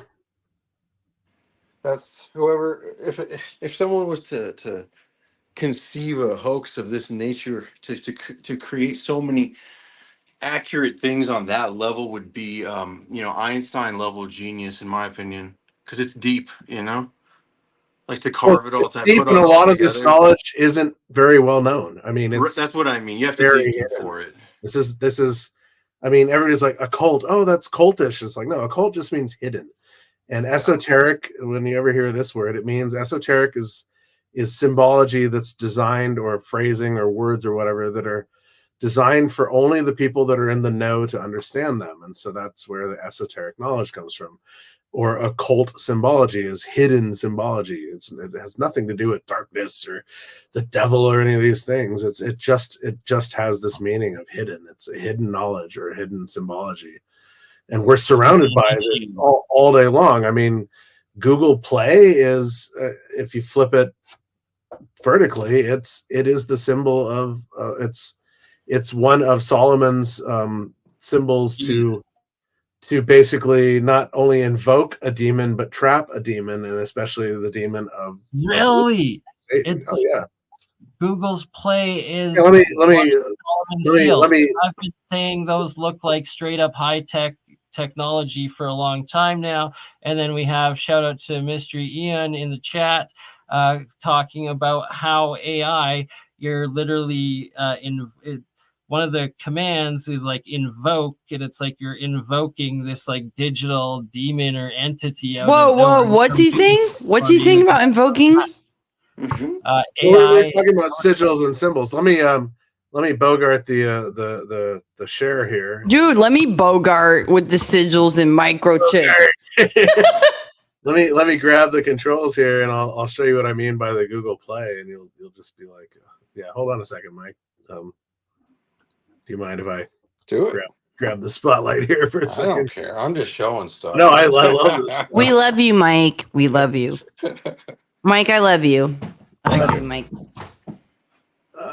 This is part of my symbology lectures. So your wife's a Gemini too, right? You guys are both Geminis. Hans, sorry, you gotta hit present. I can't see it yet. To bring oh, I haven't presented yet. I'm just trying to find the slide. Hold on a sec. Gotcha. Window. There it is. Boom. Share.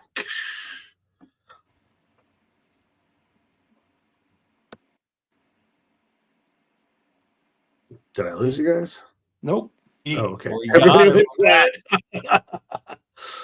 So the Google Play logo here on the left, if you flip it, you get the inner shape of the sigil of Lucifer. The sigil oh my God, Solomonic, Wow. Solomonic It's sigil right. of It's Lucifer in our of all. faces all day long, and none of us even recognize it. No, but All what's of- to say that Lucifer of- isn't like a Libran Venusian like female energy that they're inverting for their own command? Of course. All of these Possible, colors. but I just have to state these are literally Solomon's seals of summoning demons and angels. Hardcore, Right? hardcore. Oh, dude, Bernie, I do a whole thing on circuit board, connecting circuit boards and demonic sigils. Like, Brilliant. Yeah. All of these colors are also alchemical colors. Mm-hmm. And so you go through basically the water, the earth, and the fire, and then you get like this yellow as well, this yellowing. Ooh. These are the alchemical symbols. And we were going back to goddess symbols. The biggest one that is totally missed by all of us is this one. It's the sacred feminine. It's the key of life. And Mike's been showing all these amazing onks in the collection there, which are really fascinating. But if you really look at this is what you're looking at, right? And so this symbol has been repurposed and usurped over time. Interesting. Quite literally represents the womb, the vaginal canal, and the ovaries. That's what the Ankh is. It's the key of life, right? And it's interesting that even today we use this exact symbol as the symbol for the feminine or for the female, but it also ends up in the cross. I mean, there's so much going on with these symbols. Speaking of alchemical, the only one I'm missing here is the yellow, but these are the different phases of alchemy and the processes. And so when you burn, I need you to send me this one. When you burn the earth, right, and the water, you have the water, the earth, you have the distilled water, which either comes from your own urine because your body processes water and distills it, and that's what urine is, even though there's all sorts of other particulates in urine. Or you collect dew from the leaves of trees in the morning. That is your sacred distilled water of alchemy. Then you have the prima materia, the rich earth. Sorry, before you move on, I just have to interject. There's actually a third option which I'm teaching, which I originally learned from Mehran Keshi, which is the jar of life, or the cup of life as he calls it, or just basically your anode, your cathode, and your salt water, the colloidal silver or monoatomic gold that I'm showing and teaching. So yeah, this is where, okay, now I can actually see what I'm looking at. These are all the different phases and colors that your prima materia goes through when it's introduced to the sacred water and the fire. And depending on, what you go through, you either end up with a red element, a black element, and then eventually you end up with the white monoatomic elements. And that's super fascinating. But we also find this in color theory, because when you mix red, green, and blue as colored light, you get the white, the bright, brilliant light in the middle. Okay. But if you mix these as pigments, the black, the cyan, the magenta, the yellow, you end up with this rich black, basically, when you mix pigment colors. And so light or pigment, as above, so below. You have the light of the sky creating all these elements into sunlight or the light of itself, and then you have the pigments of the earth combining to create the prima materia, or the dirt of the earth. And there's so much going on there. Anyway, I thought I should share that. But yeah, thank you. Awesome, good stuff.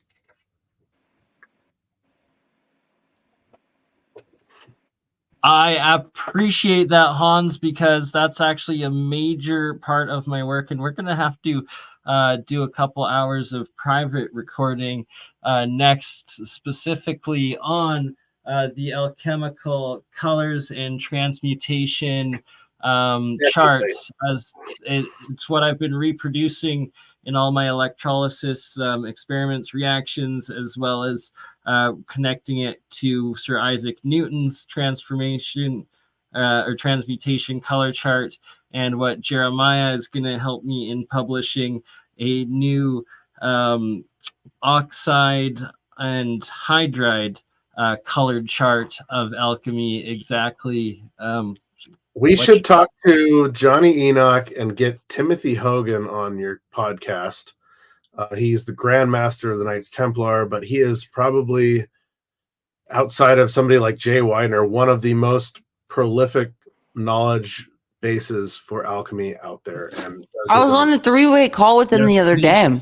I think hopefully you're able to facilitate Tim that. Amazing. And Tim, I'm sure I could also reach out to him. We both can. Let's gang up on Tim. He actually helped write one of the chapters in my symbology book with me about the Knights Templar. So I'm super blessed by his knowledge. And he was on a podcast with Johnny that we did, and I actually posed the question about the Pharaoh and asked him, obviously a lot of this knowledge came to me through the Rosicrucians, but I wanted his aspect of it from a Templar. And he nailed it. He's like, yeah, there were no kings that were ever crowned unless they were anointed by the high priestesses of Isis. Wow, dude, you just brought a whole newfound respect. Next time I'm on 3-way with Timothy Hogan, I'm gonna have a whole newfound respect for what you just dropped. Tim is on it. I really appreciate him. But you should educate them on who Johnny even is. I don't think most people know. I know. So Johnny Enoch, you can find a lot of his stuff on Gaia, but he's kind of in essence, he's a book of knowledge on. Yeah, you gotta wait, hold on, Hans. You gotta understand, these people, like, they hear Gaia and they immediately discredit the individual. That person's immediately discredited because they're like, what? Gaia? Okay, I can't trust you. He has a lot of stuff on there, but esoteric book of knowledge, wisdom, Johnny Enoch. He's done so much work around what Manly P. Hall talks about. He was a long life friend of Jordan Maxwell before he passed away. And so he holds this incredible knowledge about a lot of these subjects. And he's interviewed me several times over the last 4 years. I've grown to, respect a lot of what he's done. And then he brought, Timothy Hogan into the mix, and this has really changed a lot for me as well, because Tim's knowledge is just out of the park, and I really want to go to Egypt with them in March and just follow them around and hear a whole different side, of all these Egyptian sites as well, because I have the Commission knowledge and background, as well as a lot of the knowledge that Abdel Hakim Ayawan taught Yusuf and Patricia and Stephen Mailer. And so I have a lot of this knowledge of Egypt, but to see it also from a totally different perspective, I would be blown away to do that. It would be so amazing to go there. We are going to do it all. And we're Tim. Projecting it. Projecting the law of attraction. We're going to make it happen. And we're going to look at the yellow and the red 2 stones ingrained there in the back. Speaking of Knights Templar, you have a Templar cross on the back of this item. So, how fascinating. Okay, I apologize to all the audience. Okay, I have been pigging the heck out. Okay, I've been snacking so hard, you guys. I was doing all these other shows today. I really didn't get a chance to eat. Okay. So I don't know why I'm begging for no judgment. I'm just trying to let you know where I'm at, which is I'm snacking. Okay. I need the calories. And that's all I'm here to say. That's it. That's it. No judgments. So this box right here, was there a pine cone in it? Can you put one of those? Was that the pine cone box? Like, I'm not sure if this is the place where the scrying mirror was at, but I would think if I had a scrying mirror, I would want a cipher nearby. Yes. So my first inclination when you put that scrying modality, like that scrying mirror into the base, I immediately thought, listen, okay, I don't like how that looks at all. But I would think where I'm going to set the scrying mirror in would have to do with cipher. I would just have it correlated, but that's just me. I resonate with that and using a positive spellcast purpose. Even Siddhartha used the scrying mirror, but more as the surface of water, where he saw his own reflection, but then he saw Mara, his alter ego, his demon, and then they fight in this reality, even though it's all in his mind. It all plays out in a scrying mirror environment of water, and so it's interesting that water is often involved with so much of this. Well, the water reflects back, so you've got the two mirrors creating that infinite fractal, and that's why it's always depicted as like you going into that infinite fractal, because you literally are creating this fractal dimension hologram, I guess. I almost rented a house here that had an infinite mirror in it, and I didn't know it until you opened like the closet door in the bathroom, and there was another mirror inside of the closet door. And the second I opened it, it was like, oh, we're not renting this house. It's creating that, the infinite vortex. It's like, you don't know what you're calling in one of those levels of vortices. You just don't. Okay, this can also be applied to dating, ladies and gentlemen. Okay. All right. When you're swiping left, all right, when you're Netflix and chilling, I want you to know you're enticing, you're signing up for something way out of your sphere. When you're intimate with someone, there's much more absorbed. All right, I don't want to be Debbie Downer about this, but it's just how it is. Wow. And we are missing puzzle pieces. And these just blow my mind every time. So is that a serpent wrapped around the top of the elongated skull? What is going on there? Yeah, he goes from here is the head, and his tail goes into the thing, and then wraps around, and then comes up down into there, and I think that's. So there's another piece in your collection. It's like it's a statue with a sunken face inside of a helmet or a skull, or not a skull. It's like a helmet or a headdress. I saw it earlier. One or a crystal skull? Over here? No, it's like it's not on the shelf. No, it's kind of tall. It looks like a space mask, but it isn't. That one right there. Boom. Okay, so there's a piece in. It's in one of the museums in Lima, in Peru, but it's a gourd, and inside of the gourd is it's so similar to this. It's like a sunken head inside of the gourd that's looking out through a mask. Very, very, very similar to this, and so I'm incredibly fascinated. This piece is crazy because like the helmet was repaired with ancient red glue, and you can see it was cracked initially, but it was pulled out of the ground, repaired. And if the guys break stuff pulling it out, they always super glue it. I find the traces of the super glue. It's very easy, but this is the red glue here, and it's very. So it's a resin in a sense almost. Yeah, and it's got organic material. That's the stuff that carbon dates. So maybe they put blood in it or something of that nature. Who knows? It could be the copal resin in there. Ooh, speaking of blood and I always feel like the difference in what do you call it, concrete, what they used to do, and how it's a forgotten alchemical process. The difference in the formula has a lot to do, not just the water, but the blood that's implemented in the concrete. so back to the movies. There's a fascinating movie everybody should watch. I don't know if anybody's seen it. It's called The Red Violin. Sorry. And The Red Violin is like one of the most amazing movies, but it deals with the blood of a birthing mother being painted into this violin. And it's the movie is super amazing. It's a beautiful movie.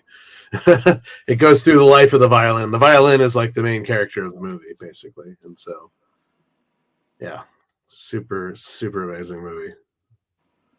And I like the sounds of it, right? It's like if these walls could talk, like right? this... No, literally. And where this violin, it ends up in like a Sotheby's auction. That's where the movie starts, and it's where it ends. But it goes through the whole life cycle of this violin from when its inception to all the different people that owned it over the course of time and played it. It's yeah. What was this? I Like Everything Everywhere. That also is an amazing movie. Yeah. Super. And good to see Short Round back in a movie. Yeah, finally. All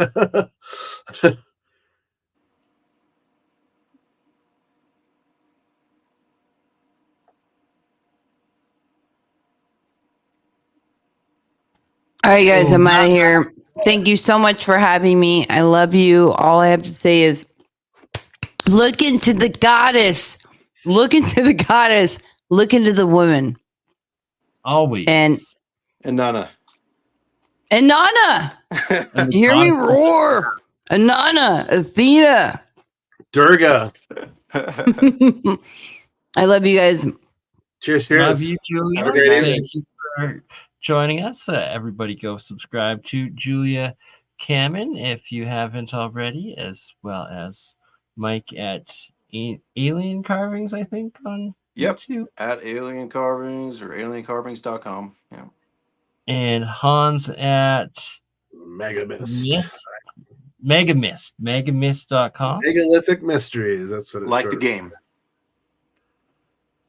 Mist, yeah, great game. Right. It made me think of that. Good call there. That's actually an amazing game.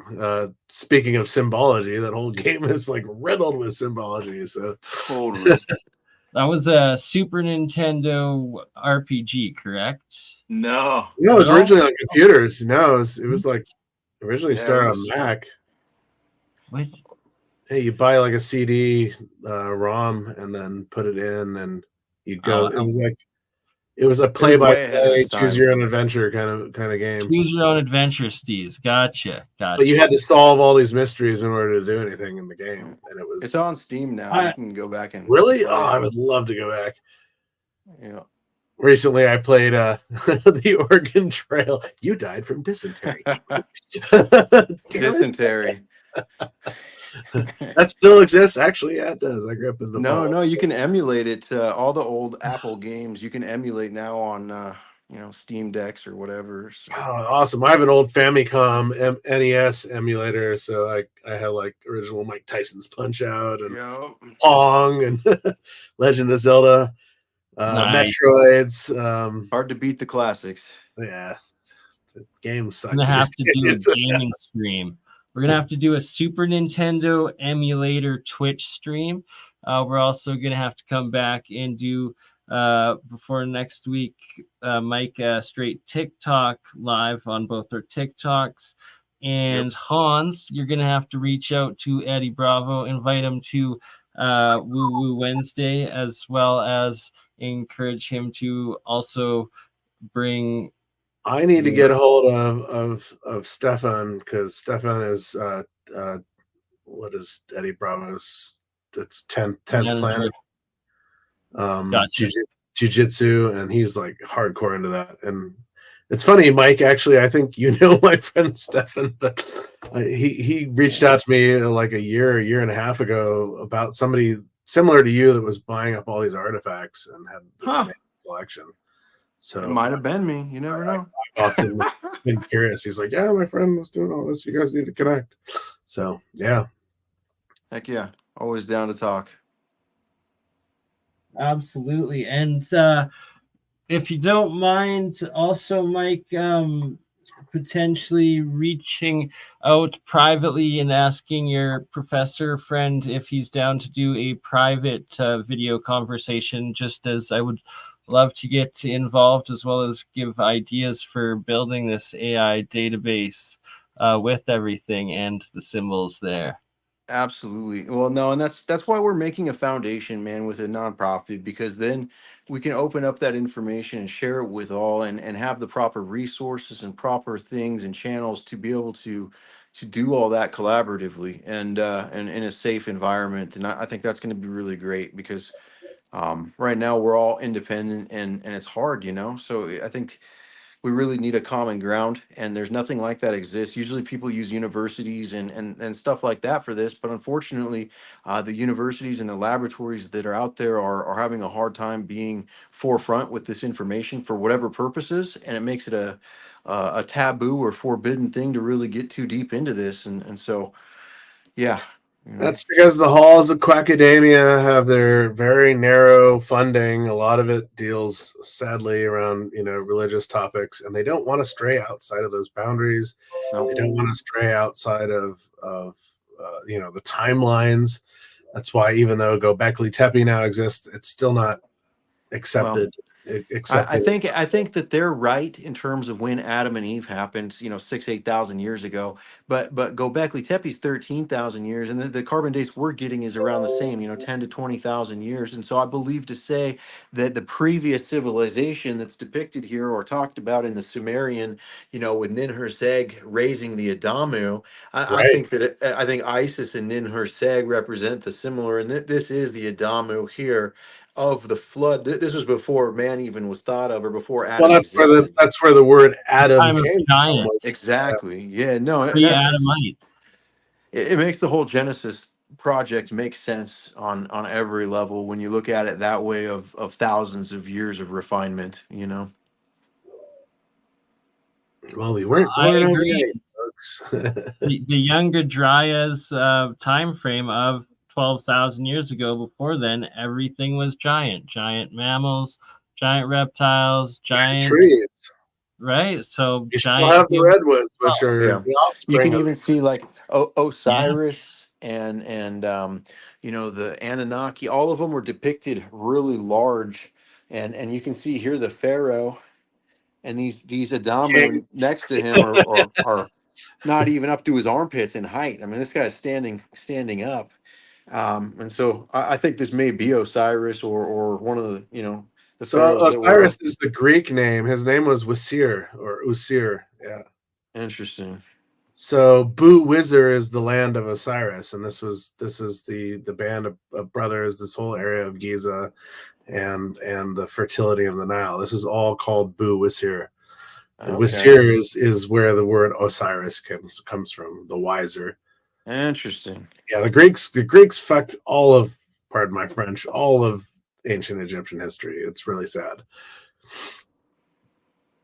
What is this we're looking at? Alchemical symbols here? Yes, sir. I pulled up the periodic chart of elements in alchemical symbols and seen at least 40 or 50 of them in the different engravings of so the circle with the dot down from the symbol of the female. What does it say there? I can't read it. I still can't read what it says. Circle. Which with one? The dot, right to the left of that, where you're. Yep, that one. No, the one. To the right of that. This one? Yeah. That's gold. That's gold, and that's the sun. That's the sun. Yeah. That's the symbol for the sun in ancient chem. Yeah. There it is. Yeah, and gold, 100%. And that's also the symbol in between the two angel wings for the Shamash and the symbol that you see in the Anunnaki stuff here. This symbol right here. And to the right of that 3 is Saturn, which is even more fascinating. Yeah. You got the dot within a dot here. I've got a better. There was one that you showed earlier when I was bringing that up. Yeah, where's it at? But nonetheless, yeah, the two Wingles. Usually it has the circle within a circle. Well, the circle with the two wings is Saturn. This is always a depiction of Saturn. Oh, okay. Yeah. Always. Always. That makes total sense. Because the ancients saw Saturn as a winged sun. And Saturn is also lead, I believe. Lead. The element of lead. Interesting. It's the same. Oops, sorry, I'll put that on full screen. Big screen. So your other one is still overlapping, but no worries. This is another. Oops. And that's also on like an alabaster or a crystalline form. Interesting. Yeah, everything is crystal based, 100% that we find, of many different types. There is a couple sandstone type pieces, but I think they're also you have your crystal based. your light on this, which is interesting because it's showing that it's kind of like labradorite, where it has like a layer. The gloss, what they call pearl effect, refraction, pearlescence. Yeah, interesting. You notice the size of this Adamu versus Isis. She's obviously a giant in comparison, also. Yeah, same sort of ratio size as lots of the Egyptian depictions. And the Anunnaki. Yeah. And there's that same picture. So it makes total sense. You know, the Nephilim, it says in, I think it's Numbers, what is it, Numbers 11 or something like that, that, you know, in those days, the Nephilim were like giants, and we felt like grasshoppers in their presence, and we were, or something like that. I was trying to figure out how they slept with women, unless it was like an artificial insemination of sorts. Well, that's just it. You hit it on the head, Hans. Like, people think of these early Egyptians as inbred because they were mating with their brothers and sisters. And how did these gods create? You know, they weren't out there biologically having sex like we do. That was created but this is how they impregnated them because they didn't have the language to describe what was going on with splitting genetics and things. Splitting of cells. Yeah, exactly. Although the diagrams on a lot of these pieces are pretty clear. They definitely could illustrate it better than they could write it. That's for sure. Right? It's like, it seems like that's what's legitimately depicted in a lot of the carvings that you have. Even with hieroglyphs, these images, these symbols last forever versus a spoken word or anything along these lines. And I think looking at some of these symbols in you know, this is what I'm saying. You need to document all these pieces. I mean, obviously you're kind of doing this right now. We can always go back and, you know, rewatch the videos. I try to go slow, but no, we're going to put them all into an AI server, and that way we can create reports and summaries and create databases. And I mean, we can have it write books. We could also input other things, like we can put J.J. Hurtak's work in there. We can put different books of the Bible, Quran, etc. And then we can cross-reference, and we can put all those alchemical symbols, etc. Just build this database up with things of interest in this topic, and then correlate the data with it, and possibly get some answers, you know. Let's call it what it is. It's machine learning. Yes. What we've been sold as AI is not what actually is happening. And it's a beautiful thing. I do a lecture on AI in movies, because the movies are what have sold us AI. Yeah. And it's interesting that Fritz Lang's movie Metropolis from the 1920s is one of the first ever visualized automatons. And so it's this female that looks like C-3PO. Mm-hmm. She has the voluptuous body of an automaton or a robot, but her head has the facial expressions of an actual woman. And what's interesting is she's like the first sex bot. If you watch Metropolis, so that's interesting that's the first portrayal of AI. Because how many times does this come back? Well, the next portrayal is Hal in 2001, A Space Odyssey, and Hal's kind of a murderous AI. He doesn't want to break his machine learning programming. He's been programmed to the mission, and anything that goes against the mission, he's going to kill. And so that's Hal. And so then the next version of AI in the movies is C-3PO. And C-3PO is, this being that's kind of an intermediary between human and cyborgs and robotics. Yeah, here I am, C-3PO, human cyborg relations. And so he's kind of a happy-go-lucky robot, and then his companion is R2-D2, who only speaks basic or digital basic, but still has emotions. Both these robots have emotions. Yeah. And then you get into the next movie that AI is portrayed in, which is Alien, and you have Ash.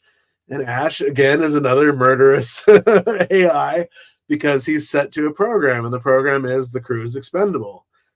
Collect the alien entity. And so it's back and forth, and you get up to AI, the actual movie called AI, which was supposed to be a Stanley Kubrick movie, but unfortunately he died before he could make it. Yeah, So imagine that.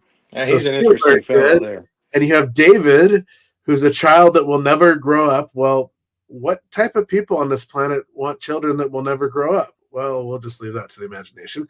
And then David's best friend in the movie is a sex bot. He's a gigolo. So it's just like we're right back at it.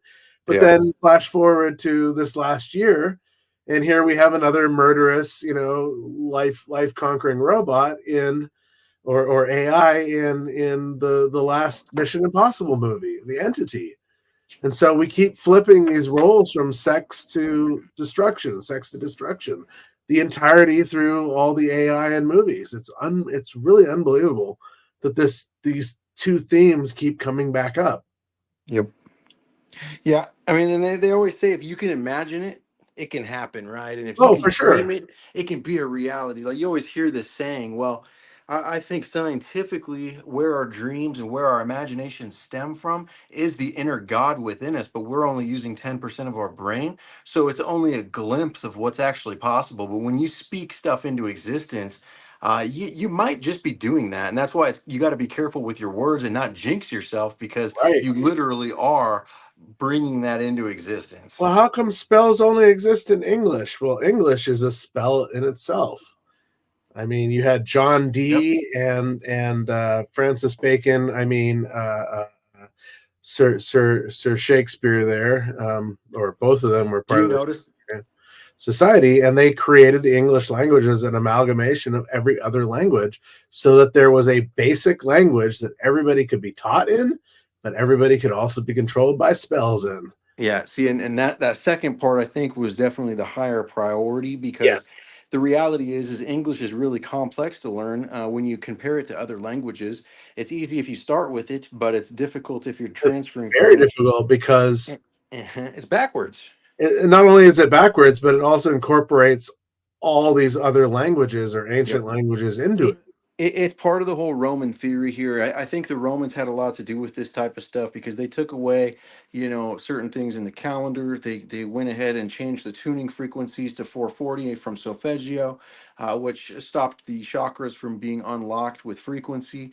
And then, what is the Schumann resonance? It's what, 432 or whatever? And 432 is a form of solfeggio. 532. Then we went to 440, and now, like, if you listen to music, it's all the SAW technology. That's how they digitize it. And so SAW technology it's a spell in itself. I don't know if any of you guys listen to Mark Devlin at all. Sadly, he's gone a little flat earthy, but a lot of his stuff around music theory and like the whole music industry. From the SAW wave specifically versus the sine wave? SAW versus sine. And so a lot of our music today, because it's digitized, is all SAW wave technology, and it's cutting. It's designed to provoke. Well, that's where all your techno and all your right. It's juicy sounds come from. And you take psychedelics and you start playing with these sawtooths, and you see what happens to your brain, and things do change. I don't know if it's for the positive or the negative. Or are you inviting in archonic energy? These are the questions. Yeah, no, and that I play with synthesizers as a passion. I'm a programmer as well. I was in an industrial band for years. I totally get it. It's there, but again, we're in a dualistic nature, and so saying things are good or evil. I mean, like I was saying earlier, if you go look in the mirror, you can do good both. Is evil, evil does good. So this is yin and yang, right? Yeah, all about balance and being in control. And I think that you never want to underestimate a drug or underestimate your own mind. But at the same point, striving to balance it and control it is definitely what we do. Back to the English thing. I just read this comment, That was and that was brilliant, actually. Whoever just posted that. English is not my language, but I still think in English. So yeah, that's just, wow. yeah, right. Me as well. I'm German and Dutch. I grew up in Nepal. I mean, English was like my fifth language growing up. So You notice that we remove certain vibrations out of the English language, like V and Z, and certain types of so vibrations. Oh in yeah, there's in zero Commission times there were no vowels. Vowels were the sacred. Sorry, Bernie. Vowels were the sacred stuff of spells back in the day. Yeah, So yeah, Kemet was KMT, Kemt, right? There's no vowels expressing that. And Hmm. so it's interesting that now we bring back these vowels, and they all change how we think about language because we all pronounce them differently, right? yeah. Anyway, Sacred vibrations too, like the chants and certain things in the Gregorian. If you look at them, and also in the Hebrew specifically is oh, big time, full yeah. of specific vibrations that we just don't hear in our language very much. And I think they tried to eliminate that to keep our mind or to keep our eye closed, because our eye springs open when it hears those vibrations, or it stimulates, and we can create that connection with our spiritual whatever. And I think that they're trying to prevent that. That's why the fluoride and certain things are being utilized against us to stop that interaction and that connection to You whatever must have a light. disclaimer. Fluoride is great. It does great things for your teeth, and it's a wonderful If we're thing. vanity and sin, I mean, if you want That's to a put makeup on and carcinogen. lie to people, I mean, It is a yeah, carcinogen. Yeah, let's no, go. no. I'm doing the Jimmy Dore aspect. Oh, everything's wonderful, even though we're talking shit about all these things. They're all wonderful. That way we don't get demonetized or anything along these lines. Exactly. Totally, yeah. It's But it's all good. interesting that Germanic and Hebrew both stem from ancient Phoenician. They're the only languages that do. And Yeah. I've often found this really fascinating. There's And something to that Yeah. for there's sure. something to that, and it's not just coming out of the studies that David does in Prometheus back to the movies, but there is truth there. It's Yeah. like these are the two oldest languages in the world that stem out of a Phoenician language, and so you have the Shina language of South Asia, which it predates Sanskrit by like 3,000-4,000 years. Yeah, there's some interesting languages out there that are so old. I'm curious how these things are going blue and red. This to me is because blue and red are not phosphorescent colors that you find very often. Not common, especially the red is calcite. This is calcite. As well as yellow too, that are in some. And that's what really Yeah, the like Well, no, yellow. those are the alchemical colors again, right? good point. Yeah, true that. Blue, green, And this one here is strange red, because it yellow. goes, it It turns does so blue weird. after. So there's a secondary effect. Interesting. That is really interesting, but it doesn't last very long. It does have a half It's life. almost like they have it timed, because on this piece here, let me see if I can find the right guy that it does it to here. I think it's this one. Oh, interesting. What? And that has the yellow Like in it's it. almost shaded, Like it gives it depth almost, like between Yeah. the two colors. It's crazy. It's like giving it like shading. Yeah, it's well. And so what we're gonna do, if these pyramids really did put out energy, and these pieces are limestone and absorbed it somehow, and people were able to take crystals and things and manipulate the light, and that's what alchemy is. Okay. So what we're going to try to do, or what the professor wants to do, is he has what's called an agitator, and it puts out 280 suns worth of UV energy. And so Interesting. we're gonna put one of these objects into this. It looks like a microwave, and and we're gonna let it rip and see what happens. See if Sparks it be has it. flying, mate. Sparks be flying. Yeah, it's Please do it on alive with us, my friend. It's 2,500 watts, and we're only using 25 watts in these flashlights. So I can't even imagine what that's, gonna I how have one of bright it those, but is. it's not a UV light. It's like a really high spectrum flashlight. The thing like lights up my entire backyard when I turn it on. Like, what is going on over there? Well, it's like this thing will get this guy all the way over here glowing. Wow, that's crazy. Yeah, and the light's on, so you can imagine it's Yeah, pretty no, that's powerful. crazy. Yeah. Wow. We'll see. All right, guys, I'm gonna pull Julia and head out to. I need to as well. So Yeah. let's pull the plug. We all do. We 2 hours I've 13 got an 8 in the minutes morning meeting, so it's like Yeah, it's time. Yeah, I've actually got a day of work tomorrow too, luckily. Well, this has been a beyond fabulous and fascinating Woo Wednesday. Glad Julia got to throw in a lot of her piece as well. And we just went round rhubarb. I really enjoy this. This has been really fascinating. Thanks, Mike. Thanks, Agreed. Bernie. Thanks, Hans. Was and it?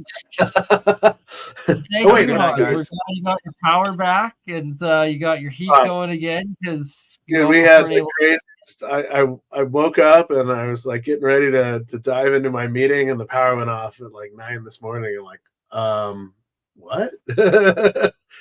And so I had no idea. I called the power company. They're like, oh, it's going to be off till 8 or 9 tonight. I'm like, are you kidding me?